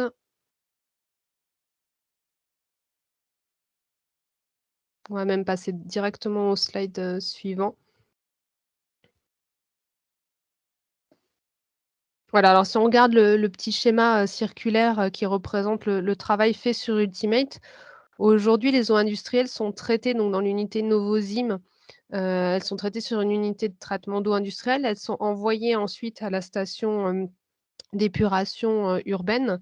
Et au sein du projet Ultimate, nos partenaires vont étudier et étudient d'ailleurs déjà la possibilité de réutiliser les eaux. Donc en mettant en place un pilote qui va être testé soit directement en sortie de la station d'eau industrielle, soit en sortie de la station urbaine pour obtenir de l'eau à destination des industriels. Les technologies qui sont utilisées, une technologie innovante d'ultrafiltration, donc une membrane d'ultrafiltration innovante, couplée à de l'osmose inverse et à de l'ultrafiltration conventionnelle. L'objectif, c'est de traiter de la DCO récalcitrante et puis des effluents qui contiennent beaucoup de sel vis-à-vis des usages visés par les industriels, en particulier eau de chaudière et eau de refroidissement. En parallèle, les partenaires mènent une étude sur les besoins des industriels afin d'ajuster le traitement et d'identifier des synergies.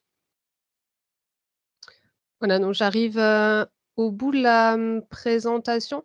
Donc les projets sont en cours, les projets que je vous ai présentés. Les résultats seront produits dans les 2 prochaines années, au cours des 2 prochaines années. Ça donne un aperçu de ce qui est envisageable en fait en termes de projets de synergie sur des plateformes industrielles, surtout ne pas regarder une industrie comme seule, entre guillemets, sur le sujet de l'eau, mais regarder ce qui se passe entre différents industriels, ça permet de créer des projets intéressants. Et si j'ai un peu de temps, je vais me permettre juste de revenir sur certains points que nous montrent ces projets et qui sont intéressants dans la mise en place de gestion de l'eau et en tout cas de symbiose eau. La première chose, c'est de voir l'eau comme une ressource triple. Je me suis intéressée beaucoup au recyclage de l'eau, mais l'eau, c'est source d'énergie, c'est source de composés intéressants aussi. On rejette des eaux qui, des fois, contiennent des choses qui pourraient être réutilisées. Donc, il faut vraiment penser l'eau comme une triple ressource. Ce qui est intéressant aussi, c'est de penser à faire sauter les barrières publiques-privées. J'ai marqué aussi industrie lourde, industrie fine, parce que c'est pas forcément les eaux de l'une ne sont pas forcément incompatibles avec les eaux de l'autre. Mais surtout cette barrière publique-privée, bien garder en tête que le secteur public dispose de quantités énormes d'eau usée traitée qui aujourd'hui sont rejetées au milieu et qui bien souvent peuvent répondre aux besoins des industriels. Voilà, on a différentes solutions qui sont en cours de développement. D'ailleurs, on a eu des présentations avant de solutions, mais on a pas mal de choses aujourd'hui. Ça bouge pour répondre aux problématiques rencontrées, aller capter de l'azote par des éolites. Ça fait pas aussi partie des sujets d'Ultimate. Aller faire baisser la salinité, tout ça, il y a des solutions aujourd'hui qui sont mises en œuvre pour produire de l'eau pour les industriels. Voilà, et surtout, et je pense que c'est l'objet de ce webinaire, mais je voulais revenir dessus parce que ça nous paraît très important chez Stran Innovation au vu des projets auxquels on participe. C'est dans le domaine de la symbiose industrielle eau comme déchets, s'appuyer sur les retours d'expérience et surtout créer des groupements pour faire bouger les lignes et la réglementation. C'est important en Italie et en Espagne, et c'est la raison de ces cas d'études aussi. La réutilisation d'eau industrielle aujourd'hui est encadrée, ce qui n'est pas forcément le cas en France, mais les choses bougent. Et s'appuyer sur les retours d'expérience de l'étranger peut permettre aussi de faire évoluer la réglementation française. Voilà, je vous remercie. N'hésitez pas si vous avez des questions. Oui, pas de souci. C'est vrai que c'est un sujet intéressant sur comment on peut allier les collectivités à l'industrie.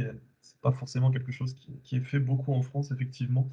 Au niveau de Kalundborg, alors je m'excuse si j'écorche les noms de ces villes que je ne connais pas. Quel a été le moteur des synergies et comment est-ce qu'elles sont sécurisées? Un type de convention sur un certain nombre d'années entre les différentes parties prenantes, par exemple? Alors, le moteur, vous pouvez regarder, il y a un site internet qui s'appelle Kalundborg Symbiosis. Il y a une interview justement des gens qui sont à l'origine de ça. Le moteur, ça a été finalement le bon sens, c'est ce qu'ils aiment bien dire, mais ils ont remarqué qu'ils avaient des choses à faire ensemble et ça s'est mis petit à petit en place, tout d'abord par des petites initiatives entre industriels qui se parlaient directement de l'un à l'autre. Et puis, ça a été sécurisé avec, au fil des ans par la création d'une association. Maintenant, ils ont une association qui s'occupe de ça, donc qui permet à chaque industriel de pouvoir ne pas passer toute son énergie, on va dire, dedans et qui s'occupe des synergies. Alors après, je n'ai pas le détail, je ne saurais pas vous répondre aujourd'hui. On pourra creuser le sujet sur le détail des conventions entre industriels, par contre. Merci beaucoup. Alors, on leur retourne. Je ne sais pas s'il y a d'autres questions. On va peut-être enchaîner avec les deux dernières présentations. Merci beaucoup, donc, Madame Rosichini, pour cette présentation. Nous allons maintenant passer à Monsieur Rémi Berger. Alors, je crois que j'ai mis un Y à Rémi, mais je crois que c'est un I, je ne sais jamais. Je vais vous donner la parole pour vous retrouver dans la liste des invités. Tac, tac. Je vous ai vu tout à l'heure. Voilà, c'est là. Hop. Et voilà, c'est bon, vous pouvez prendre la main. Vous m'entendez? Tout à fait. Donc la caméra est passée en mode vue du plafond. Alors c'est la caméra de votre téléphone peut-être qu'on voit, je sais pas, c'est peut-être pas celle de votre ordinateur. Ah là c'est bon. Ah, là c'est plus bon. Voilà. C'est bon? C'est bon. Vous pouvez y aller. Ok.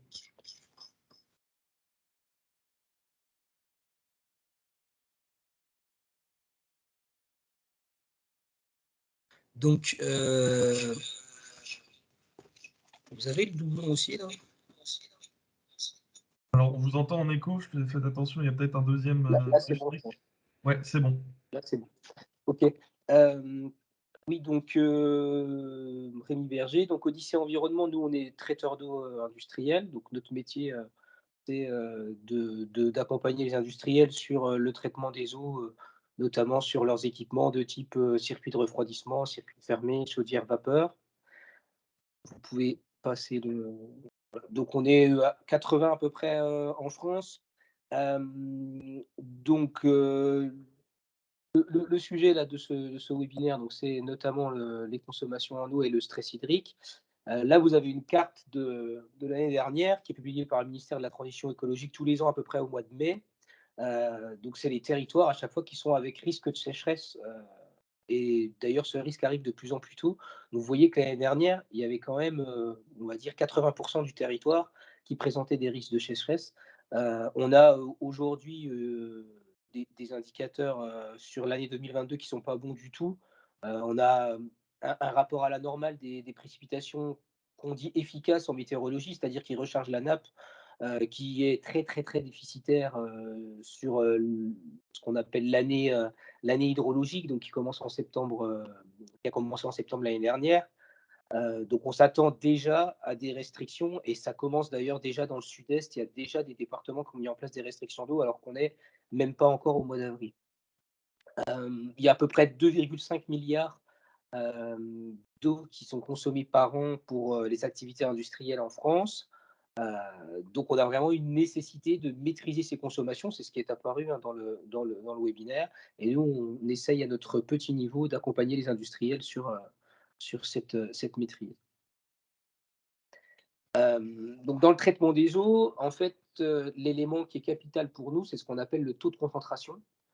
Donc, le taux de concentration d'un équipement, que ce soit une tour de refroidissement, une chaudière vapeur, c'est en gros le rapport qu'il va y avoir entre l'appoint en eau et la purge. C'est-à-dire que, en gros, sur ce type d'équipement, vous allez avoir un appoint d'eau et vous allez avoir une évaporation, que ce soit pour fabriquer de la vapeur dans le cadre d'une chaudière ou pour refroidir de l'eau dans le cadre d'une tour de refroidissement. Et en fait, tout ce qui rentre sort. Hein, donc, en gros, votre appoint va être égal à l'évaporation plus la purge qu'on doit mettre en place, puisque quand on n'évapore pas de sel. On a une eau qui est déminéralisée, et donc on accumule des sels dans les circuits, et ces sels ont une limite pour ne pas précipiter et ne pas poser de problème ensuite dans le système. Du coup, ce taux de concentration optimisé permet de limiter la concentration en eau, mais encore faut-il, pour le maîtriser, monitorer. Donc nous, la solution innovante qu'on propose depuis maintenant 4-5 ans, c'est en fait une box, une unité sur le terrain avec 8 entrées numériques, 8 entrées analogiques qui permet d'avoir cette prise d'information sur les données clés des circuits d'eau. Vous avez une liaison à distance et un logiciel qui permet ensuite de faciliter l'exploitation. Donc, en gros, vous allez avoir des algorithmes qui vont générer des calculs. Ça peut être le dosage en produit de traitement pour être certain qu'on soit optimum en termes de protection contre l'entartrage ou contre la corrosion.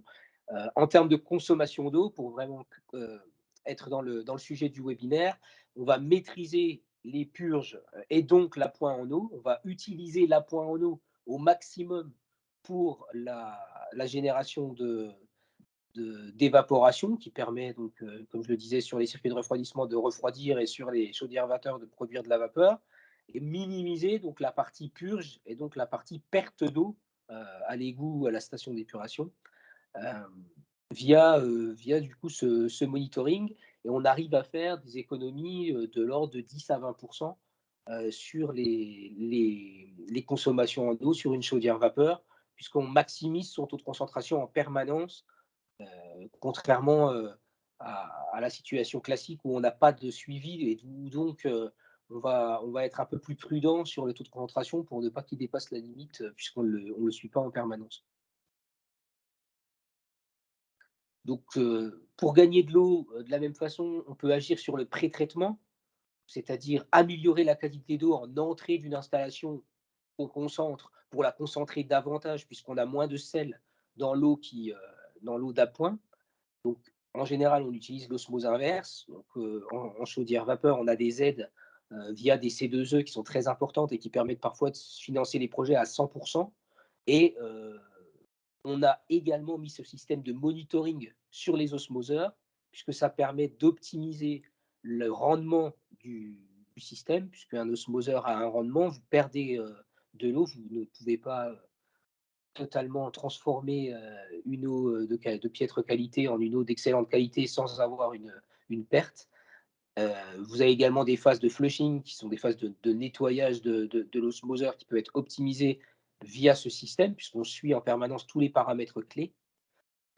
Et vous allez avoir une notion d'engagement de la part du traiteur d'eau. Donc nous, on peut s'engager, par exemple, sur une durée de vie de membrane d'osmose en mettant en place ce système.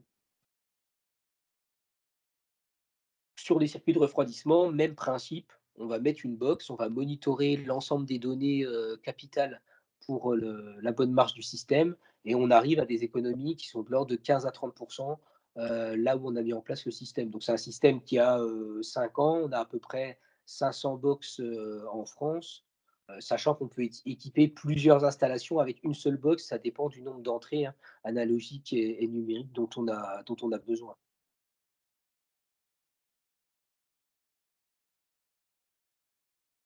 Vous pouvez passer à la suivante. Voilà donc le type de paramètres qu'on va suivre.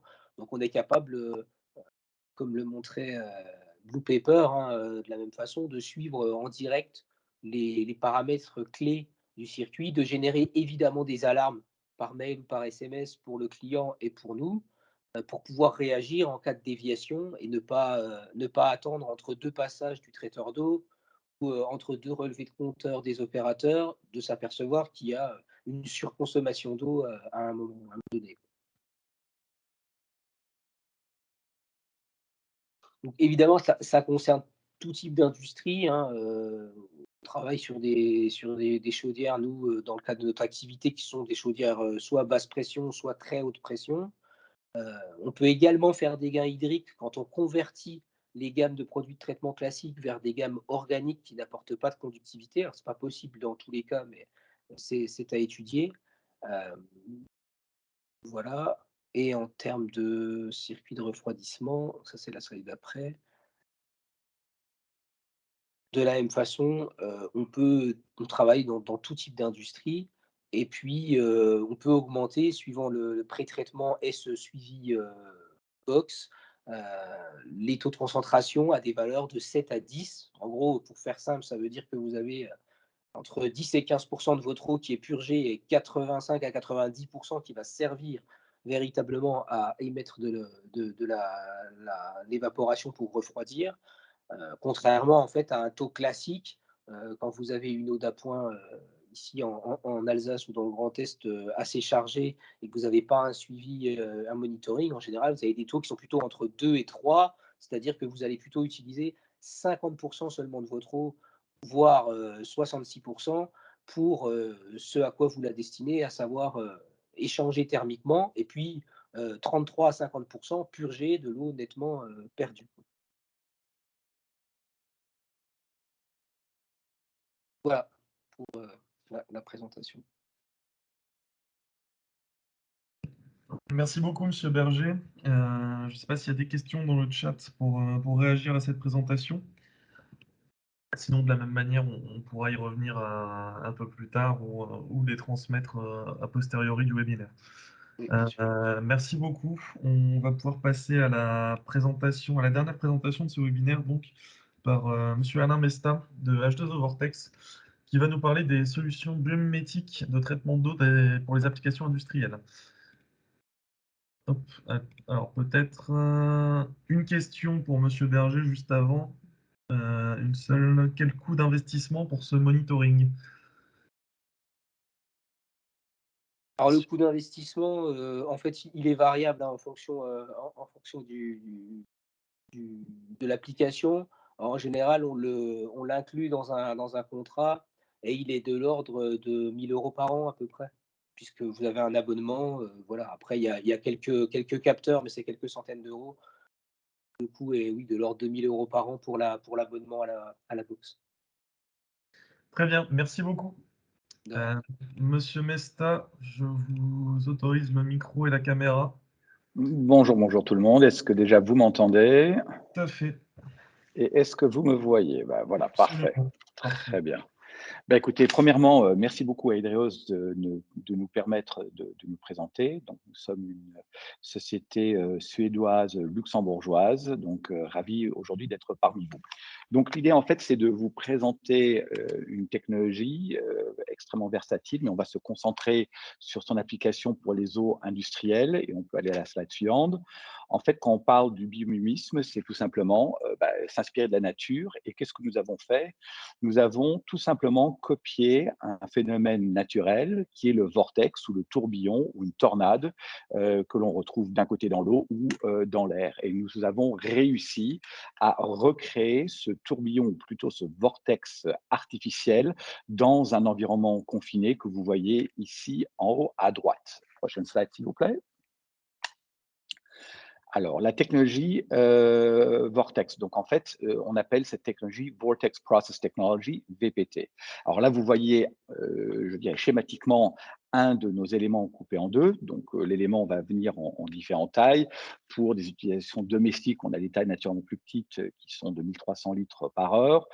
Pour d'autres, c'est l'équivalent de 20 000 cubes à minima, mais comme on a la capacité de pouvoir les mettre en parallèle, donc au niveau de la quantité d'eau pour nous, ça ne joue aucun rôle. Donc en fait, qu'est-ce qui se passe? C'est-à-dire d'un côté, vous avez cet élément qui est placé par rapport à l'arrivée d'eau. Vous avez une arrivée d'eau avec un débit, on va travailler sur 3-4 bars de débit, et l'eau va traverser cet élément, donc qui est en fait produit en Suède. C'est un composite plastique du PA 2200 et il est imprimé en 3D, car c'est la seule capacité ou la seule possibilité pour nous de pouvoir produire cet élément, c'est en 3D, parce que les préformateurs et les canaux sont effectivement très petits, et cela nous permet en fait de travailler et de créer à l'intérieur. Vous voyez le flux à grande vitesse et la chambre de vortex où nous créons en fait ce vortex artificiel. Alors, prochaine slide s'il vous plaît. Alors, en fait, qu'est-ce que nous faisons? Ce n'est pas un système de filtrage. La seule chose que nous faisons de manière purement physique et continuelle sur l'eau, c'est que nous éliminons les bulles d'air. C'est strictement la seule chose que nous enlevons de l'eau.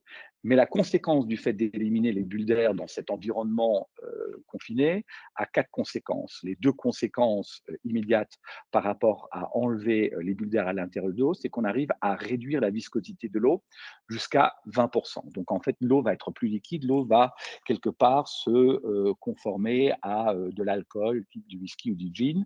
Donc si vous le mettez sur le sol, il va pénétrer mieux le sol. Il recouvre une plus grande surface quand vous l'éparpillez sur une surface, mais surtout, il consommera moins d'énergie pour véhiculer la même quantité d'eau. La deuxième chose qui est directement reliée au fait qu'on élimine les bulles d'air, c'est le fait qu'on va également, en même temps, augmenter la densité de l'eau jusqu'à 5%. Donc, du fait que vous avez plus ces bulles d'air, on augmente la densité de l'eau, donc quelque part, entre guillemets, devient plus lourde, si on peut imaginer cela. Mais surtout, très important, on a la capacité dès lors de pouvoir changer les propriétés thermodynamiques de l'eau. C'est-à-dire, on peut refroidir ou chauffer l'eau de manière optimisée. Donc ça, c'est les 2 premières conséquences liées à l'élimination des bulles d'air de manière continuelle. Ensuite, les 2 conséquences par rapport au design de notre élément. La première chose, c'est la cavitation. Si on peut aller sur la slide précédente, s'il vous plaît, simplement pour vite fait montrer. Donc, dans la slide précédente, vous voyez ces 2 petits, donc vous voyez les canaux et le flux à grande vitesse. À ce niveau, nous avons de la cavitation. Donc, la cavitation va être générée en fait par rapport à la pression et au gradient de la chambre de vortex, et on crée quasiment un vide parfait. Et ça a des conséquences très intéressantes, notamment sur toute vie bactériologique. Ensuite, prochaine slide de nouveau. Dernière conséquence, c'est en fait par rapport au calcium. Donc, par rapport à cette pression énorme qui s'exerce à l'intérieur de la chambre du vortex, on va cristalliser le calcium en calcite. C'est-à-dire, on ne va pas filtrer le calcium, le fer ou le manganèse, mais par exemple, pour le calcium, on va le cristalliser en calcite. Et ça va être essentiellement des cristaux d'argonite avec des propriétés d'entartrage minimes. Prochaine slide, s'il vous plaît. Voilà. Alors, comment est-ce que ça s'applique sur les tours à refroidissement? Donc, vous voyez à droite une petite installation et vous voyez dans ce skid ou dans cette installation, vous voyez nos deux éléments. Donc, les deux éléments, ce qu'on appellera les Industrial Vortex Generator ou GVI en français. Et ce sont ces deux éléments qui vont justement conditionner ou traiter l'eau de telle manière à pouvoir prodiguer toute une série d'avantages très intéressants. Slide suivant. Alors, voici, je dirais justement, les bénéfices qui sont observés sur des équipements. Donc aujourd'hui, on a 112 installations essentiellement aux Pays-Bas, en Belgique et en Californie. Et là, vous voyez le retour qu'on a de nos clients. Donc, on a fait des économies d'eau jusqu'à 50%. Un de vos collègues a précisé l'augmentation justement du CO2, du COC, le cycle de concentration, et nous avons justement la possibilité d'augmenter également ce cycle de concentration de manière très importante. Mais la grande différence, c'est que nous arrivons à augmenter ce COC. Généralement, au niveau manufacturier, on est à 3, 3,5, que ce soit Evapco ou BAC, et nous, on est capable de l'augmenter à 8, 10, voire même 12, et on a sur certaines installations un COC même plus élevé. Mais la grande différence, c'est que nous sommes en capacité de pouvoir faire cela sans aucun produit chimique utilisé. Donc, les dépenses chimiques pour tous nos clients, donc les 112 installations que nous avons, sont à ce jour 0 € ou 0 $ dépensés. Comme j'expliquais auparavant, comme on change, je dirais, quelque part la viscosité de l'eau et également sa densité, donc nous avons des gains d'énergie, c'est-à-dire on a besoin moins d'énergie pour refroidir l'eau, mais surtout on a besoin moins d'énergie pour véhiculer l'eau, on a réduit sa viscosité. Et c'est à ce niveau-là qu'on va avoir des économies d'énergie. Vous mettez ces trois, je dirais, économies et réductions ensemble, et vous avez clairement une forte réduction des coûts opérationnels des tours à refroidissement. Généralement, au niveau des coûts, on est toujours sur un retour sur investissement, généralement entre 2 à 3 ans maximum. Prochain slide, s'il vous plaît. Alors là, vous voyez différentes tailles de solutions. Très important à comprendre, nous sommes agnostiques au niveau de la qualité de l'eau, au niveau de la quantité d'eau et au niveau de la taille de la tour à refroidissement. On est en train de travailler sur cette tour à refroidissement de 210 mégawatts. Donc aujourd'hui, pour nous, on n'a aucune problématique. Donc notre système est un système, une solution clé en main. C'est un système qu'on aime bien appeler plug and play, donc modulaire. On vient se positionner sous forme, par exemple, du container à côté d'une tour à refroidissement. Donc, on s'immisce pas du tout avec la tour de refroidissement. On fait simplement, on est un side stream, c'est-à-dire on fait parvenir l'eau du bassin qui va passer à travers notre système et qui va retourner. Donc, en fait, on retravaille, on traite, on conditionne uniquement l'eau de bassin 24/7 de manière continue. Ce que vous voyez ici sur la droite, vous avez effectivement des systèmes éventuellement d'osmose inversée, mais cela va tout à fait dépendre de la qualité de l'eau entrante de la partie de notre client. Donc nous, on va totalement s'adapter par rapport aux conditions et n'a pas besoin de monter, je dirais, une usine à gaz. Si l'eau est déjà de très bonne qualité, à ce moment-là, un système tel que le système du milieu va tout à fait convenir. Prochain slide, s'il vous plaît.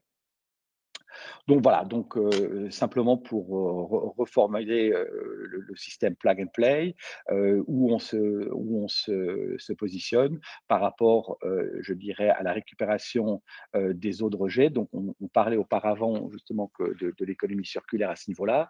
Donc aujourd'hui, donc certains clients Heineken, donc vu qu'on n'utilise pas de produits chimiques, certains de nos clients, notamment Heineken, utilisent l'eau pour nettoyer les bouteilles entrantes. Un de nos clients aux États-Unis, Marriott, Westin Hotels, utilise l'eau pour l'irrigation de leur cours de golf, je dirais, et du landscaping de manière générale. Et maintenant, de plus en plus, nous avons des clients qui nous demandent de réintégrer 85% de l'eau, je dirais, qui est passée à travers notre système, donc l'eau du bassin à l'intérieur de nouveau de la tour à refroidissement pour continuer des réductions d'eau et d'énergie. Slide suivant.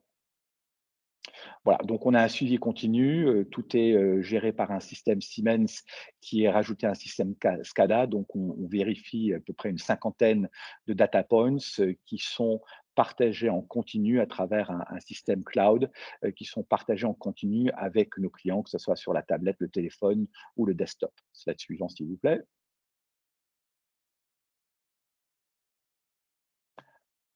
Slide suivant. Voilà, ça, c'est simplement un exemple pour vous donner. Donc, on est également agnostique au niveau de la typologie d'industrie. Donc, l'usine agroalimentaire, pour les nommer, c'est Lamb Weston. Data center, en fait, c'est parmi les plus grands data centers aux Pays-Bas. Le site pétrochimique, c'est Air Products, donc le concurrent direct de Air Liquide. Et le site pharmaceutique, c'est le géant Amgen aux États-Unis. Donc, ce qui est important de voir sur cette slide, c'est que tous aujourd'hui opèrent sans aucun produit chimique, sauf un. Donc ça, c'est le site pétrochimique où aujourd'hui, on travaille encore avec 3,4 tonnes de produits chimiques au lieu des 66 tonnes auparavant, mais tout simplement parce que le client a décidé et a plutôt désiré de graduellement réduire la consommation de produits chimiques. Et normalement, d'ici la fin du printemps, on devrait être à zéro. Au retour du durée sur investissement, on est généralement entre 2,1 et 3 ans. Et vous voyez la réduction de la consommation d'eau et d'énergie et l'augmentation du cycle de recirculation. Prochain slide, s'il vous plaît.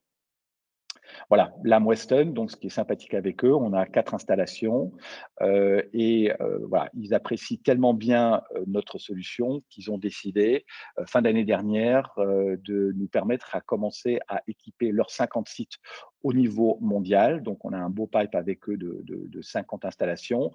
Et d'ailleurs aussi, Air Products, donc le concurrent d'Air Liquide, qui est moitié moins grand qu'Air Liquide, a également décidé que nous devrions équiper leurs 425 sites à partir de cet été. Donc, ça fait un beau pipe à peu près de 475 applications, donc containers qu'on va pouvoir placer au niveau mondial. Prochain slide, s'il vous plaît. Voilà, comme j'ai précisé, nous avons toute une série d'applications. Aujourd'hui, les 2 applications avec lesquelles nous travaillons le plus et où nous avons un grand succès commercial, c'est l'industrie et c'est également la fabrication de glace, mais bon, ça, je vais passer. Nous avons des applications qui sont toujours basées sur le même objet, sur la même configuration, sur la même techno, donc ce qu'on appelle le VPT, Vortex Process Technology, donc dans l'agriculture, dans le traitement des eaux et également des solutions pour les collectivités. Prochaine slide, s'il vous plaît. Bon, ça, c'est un sample des différents clients qui nous font confiance au niveau mondial. Prochain slide. Voilà les coordonnées de ma collègue Guylaine, qui elle est basée du côté de Toulouse. Alors, bon, moi, je ne suis pas un ingénieur, moi, je suis un des investisseurs, donc on est 3 actionnaires de la société, mais je travaille au niveau du développement commercial de la solution. Et je profite d'ailleurs pour vous avoir devant vous, surtout en écoutant un certain nombre des intervenants.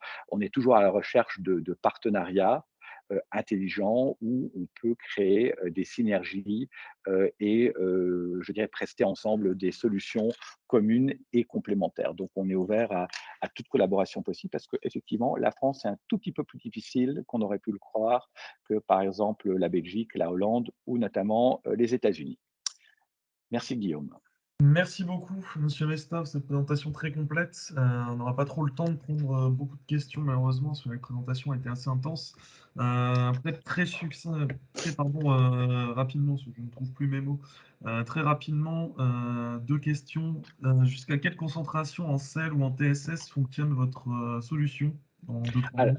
Alors, en 2-3 mots, c'est-à-dire tout dépendra. Donc, alors naturellement, on travaille, par exemple, en Arabie Saoudite, on est en train d'installer notre première installation.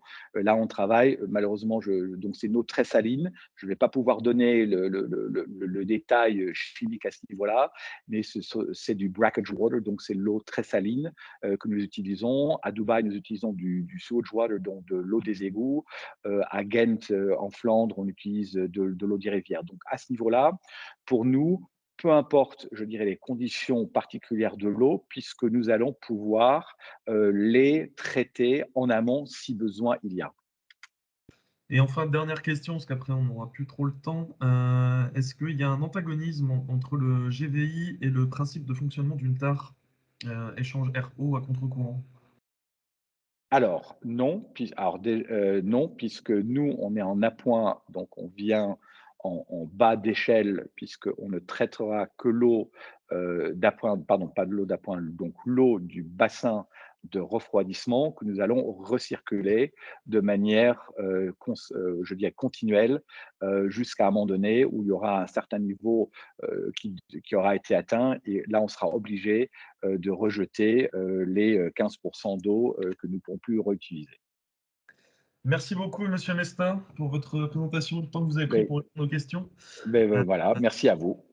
Je vais maintenant pouvoir conclure ce webinaire. Alors, les échanges, il reste pas suffisamment de temps, malheureusement, donc n'hésitez pas à m'envoyer un mail ou un SMS ou à m'appeler carrément pour si vous avez des questions, des besoins de mise en relation.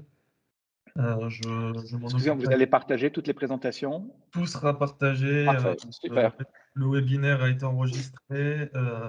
Il sera diffusé avec l'accord des différents participants, ainsi que le support de présentation. Pour conclure, les prochains événements qui vont arriver seront le colloque Eau et Industrie, donc qui est géré par ma collègue Marjorie Ethique et qui sera en présentiel à Nancy le 5 avril prochain. Le deuxième webinaire Eau et Industrie, cette fois-ci plus axé sur l'économie circulaire de l'eau, aura lieu début juin. Et vous serez recontacté à ce sujet prochainement. Enfin, je vais terminer en parlant rapidement de l'accompagnement d'Hydreos que j'ai pu aborder en début de webinaire avec ce que nous proposons au sein de l'industrie, donc les pré-diagnostics hydriques qui sont gratuits puisque en partie financés par l'Agence de l'eau. Que je remercie aujourd'hui d'ailleurs pour son accompagnement. La recherche de solutions techniques et innovantes. De la même manière, n'hésitez pas à nous contacter pour vous mettre en relation avec les participants de ce webinaire ou d'autres personnes. Si vous avez des besoins spécifiques, vous pouvez nous contacter. Mes coordonnées sont en bas de ce slide pour qu'on puisse en discuter et essayer de trouver des solutions à vos problématiques. Et dans la même veine, ces problématiques et ces travaux que vous pouvez mener, ces projets que vous avez, peuvent être financés. Et nous pouvons aussi vous aider dans la recherche de financement et dans l'accompagnement des demandes de financement. Voilà, rapidement, je vais maintenant laisser le mot de la fin à notre directeur Thomas Koefik, qui nous a rejoint en cours de réunion. Pour conclure ce webinaire, moi je vous dis à bientôt et au prochain événement. Au plaisir de vous avoir au téléphone, par mail ou via d'autres échanges. Et je vous souhaite une bonne journée. Thomas, tu peux intervenir. Merci. Oui, bonjour à toutes et à tous. Alors déjà, un grand merci à Guillaume Pontet et à Alexandre Folmer pour la préparation et l'organisation de cet événement-là. Alors je vous rassure, je ne vais pas être trop long parce qu'on est à 9 minutes de l'heure de table, donc je vais être assez court. Et puis je pense que le sujet a été très largement abordé déjà ce matin avec des interventions de grande qualité. En fait, moi, je vais souligner juste deux choses. La première, c'est que en consultant la liste des participants à cet événement-là, je trouve remarquable qu'un sujet eau et industrie puisse également réunir des représentants des collectivités territoriales. Je trouve que comment dirais-je, ce partage d'enjeux entre ces deux univers-là me semble tout à fait porteur d'espérance pour l'avenir. Et en matière d'espérance, ce que je souhaitais vous partager là, c'est qu'il faut que vous intégriez, c'est que le pôle Hydreos, donc pôle de l'eau du Grand Est, a placé dans ses actes stratégiques pour les années qui viennent la performance hydrique au sein du tissu industriel local et de manière générale une gestion plus durable de la ressource en eau en qualité et en quantité dans les appareils industriels. C'est-à-dire que c'est en face de nous, jusqu'à maintenant, nous avions beaucoup d'offres de solutions, mais c'est très bien. D'ailleurs, on en a entendu quelques-uns avec des propositions très intéressantes ce matin. Nous avions également pas mal de collectivités. Pour le moment, les utilisateurs d'eau, donc les opérateurs donc, de process industriels utilisant de l'eau étaient intéressés par notre proposition, mais à mon sens, pas encore assez nombreux dans notre auditorat. Typiquement, le type de proposition que nous avons eu ce matin et le succès que nous avons eu, parce que là, on est 60, mais on était à peu près plus de 2 fois ce nombre en inscrits. Alors évidemment, les webinaires, vraiment, on sait ce que c'est, en fonction des contraintes, ils sautent plus ou moins. Mais c'est dire l'intérêt de nos interlocuteurs industriels par rapport à ces sujets-là. Et sachez que le pôle Hydreos et son équipe, représentés ce matin donc, par Guillaume et Alexandre, que je remercie à nouveau, est vraiment à votre disposition, à la fois pour vous permettre une exploration de cette montée en compétences sur la façon dont vous pouvez davantage respecter cette ressource vitale qu'est l'eau, mais également vous mettre en relation à la fois avec des financeurs de ces démarches-là, on en a parlé un petit peu ce matin, et avec l'ensemble des offreurs de solutions qui constituent nos adhérents. Voilà, donc ça c'est vraiment ce que le pôle peut vous proposer. Donc, n'hésitez pas effectivement à solliciter nos équipes et n'hésitez pas à adhérer également à Hydreos, ce qui vous permettra d'accéder à un certain nombre de services gratuitement de par notre équipe, notre présence sur ces sujets-là. Et je vous donne rendez-vous effectivement pour les dates que Guillaume a mentionnées là, donc en avril et en juin, pour donner encore plus d'ampleur à cette démarche-là et montrer qu'effectivement le monde de l'industrie est également celui des collectivités et plus que jamais sur le front pour améliorer son vécu par rapport à l'eau et la façon dont elle l'utilise dans ses différents process. Je suis également moi-même joignable, n'hésitez pas. Donc par mail, par téléphone, sur un ressenti par rapport à ces produits-là, par rapport à ces offres-là. Surtout, n'hésitez pas à revenir vers nous, à revenir vers moi personnellement si vous le souhaitez, pour qu'on puisse travailler ensemble à l'amélioration encore de notre offre dans cette direction-là et par rapport au partage de vos enjeux et de vos bonnes pratiques, parce que ça me semble intéressant de porter à connaissance du public dans son ensemble des efforts que les industriels font en matière de gestion durable de l'eau. Un bon appétit à tous et merci encore à nouveau pour l'intérêt que vous avez porté à notre webinaire de ce matin.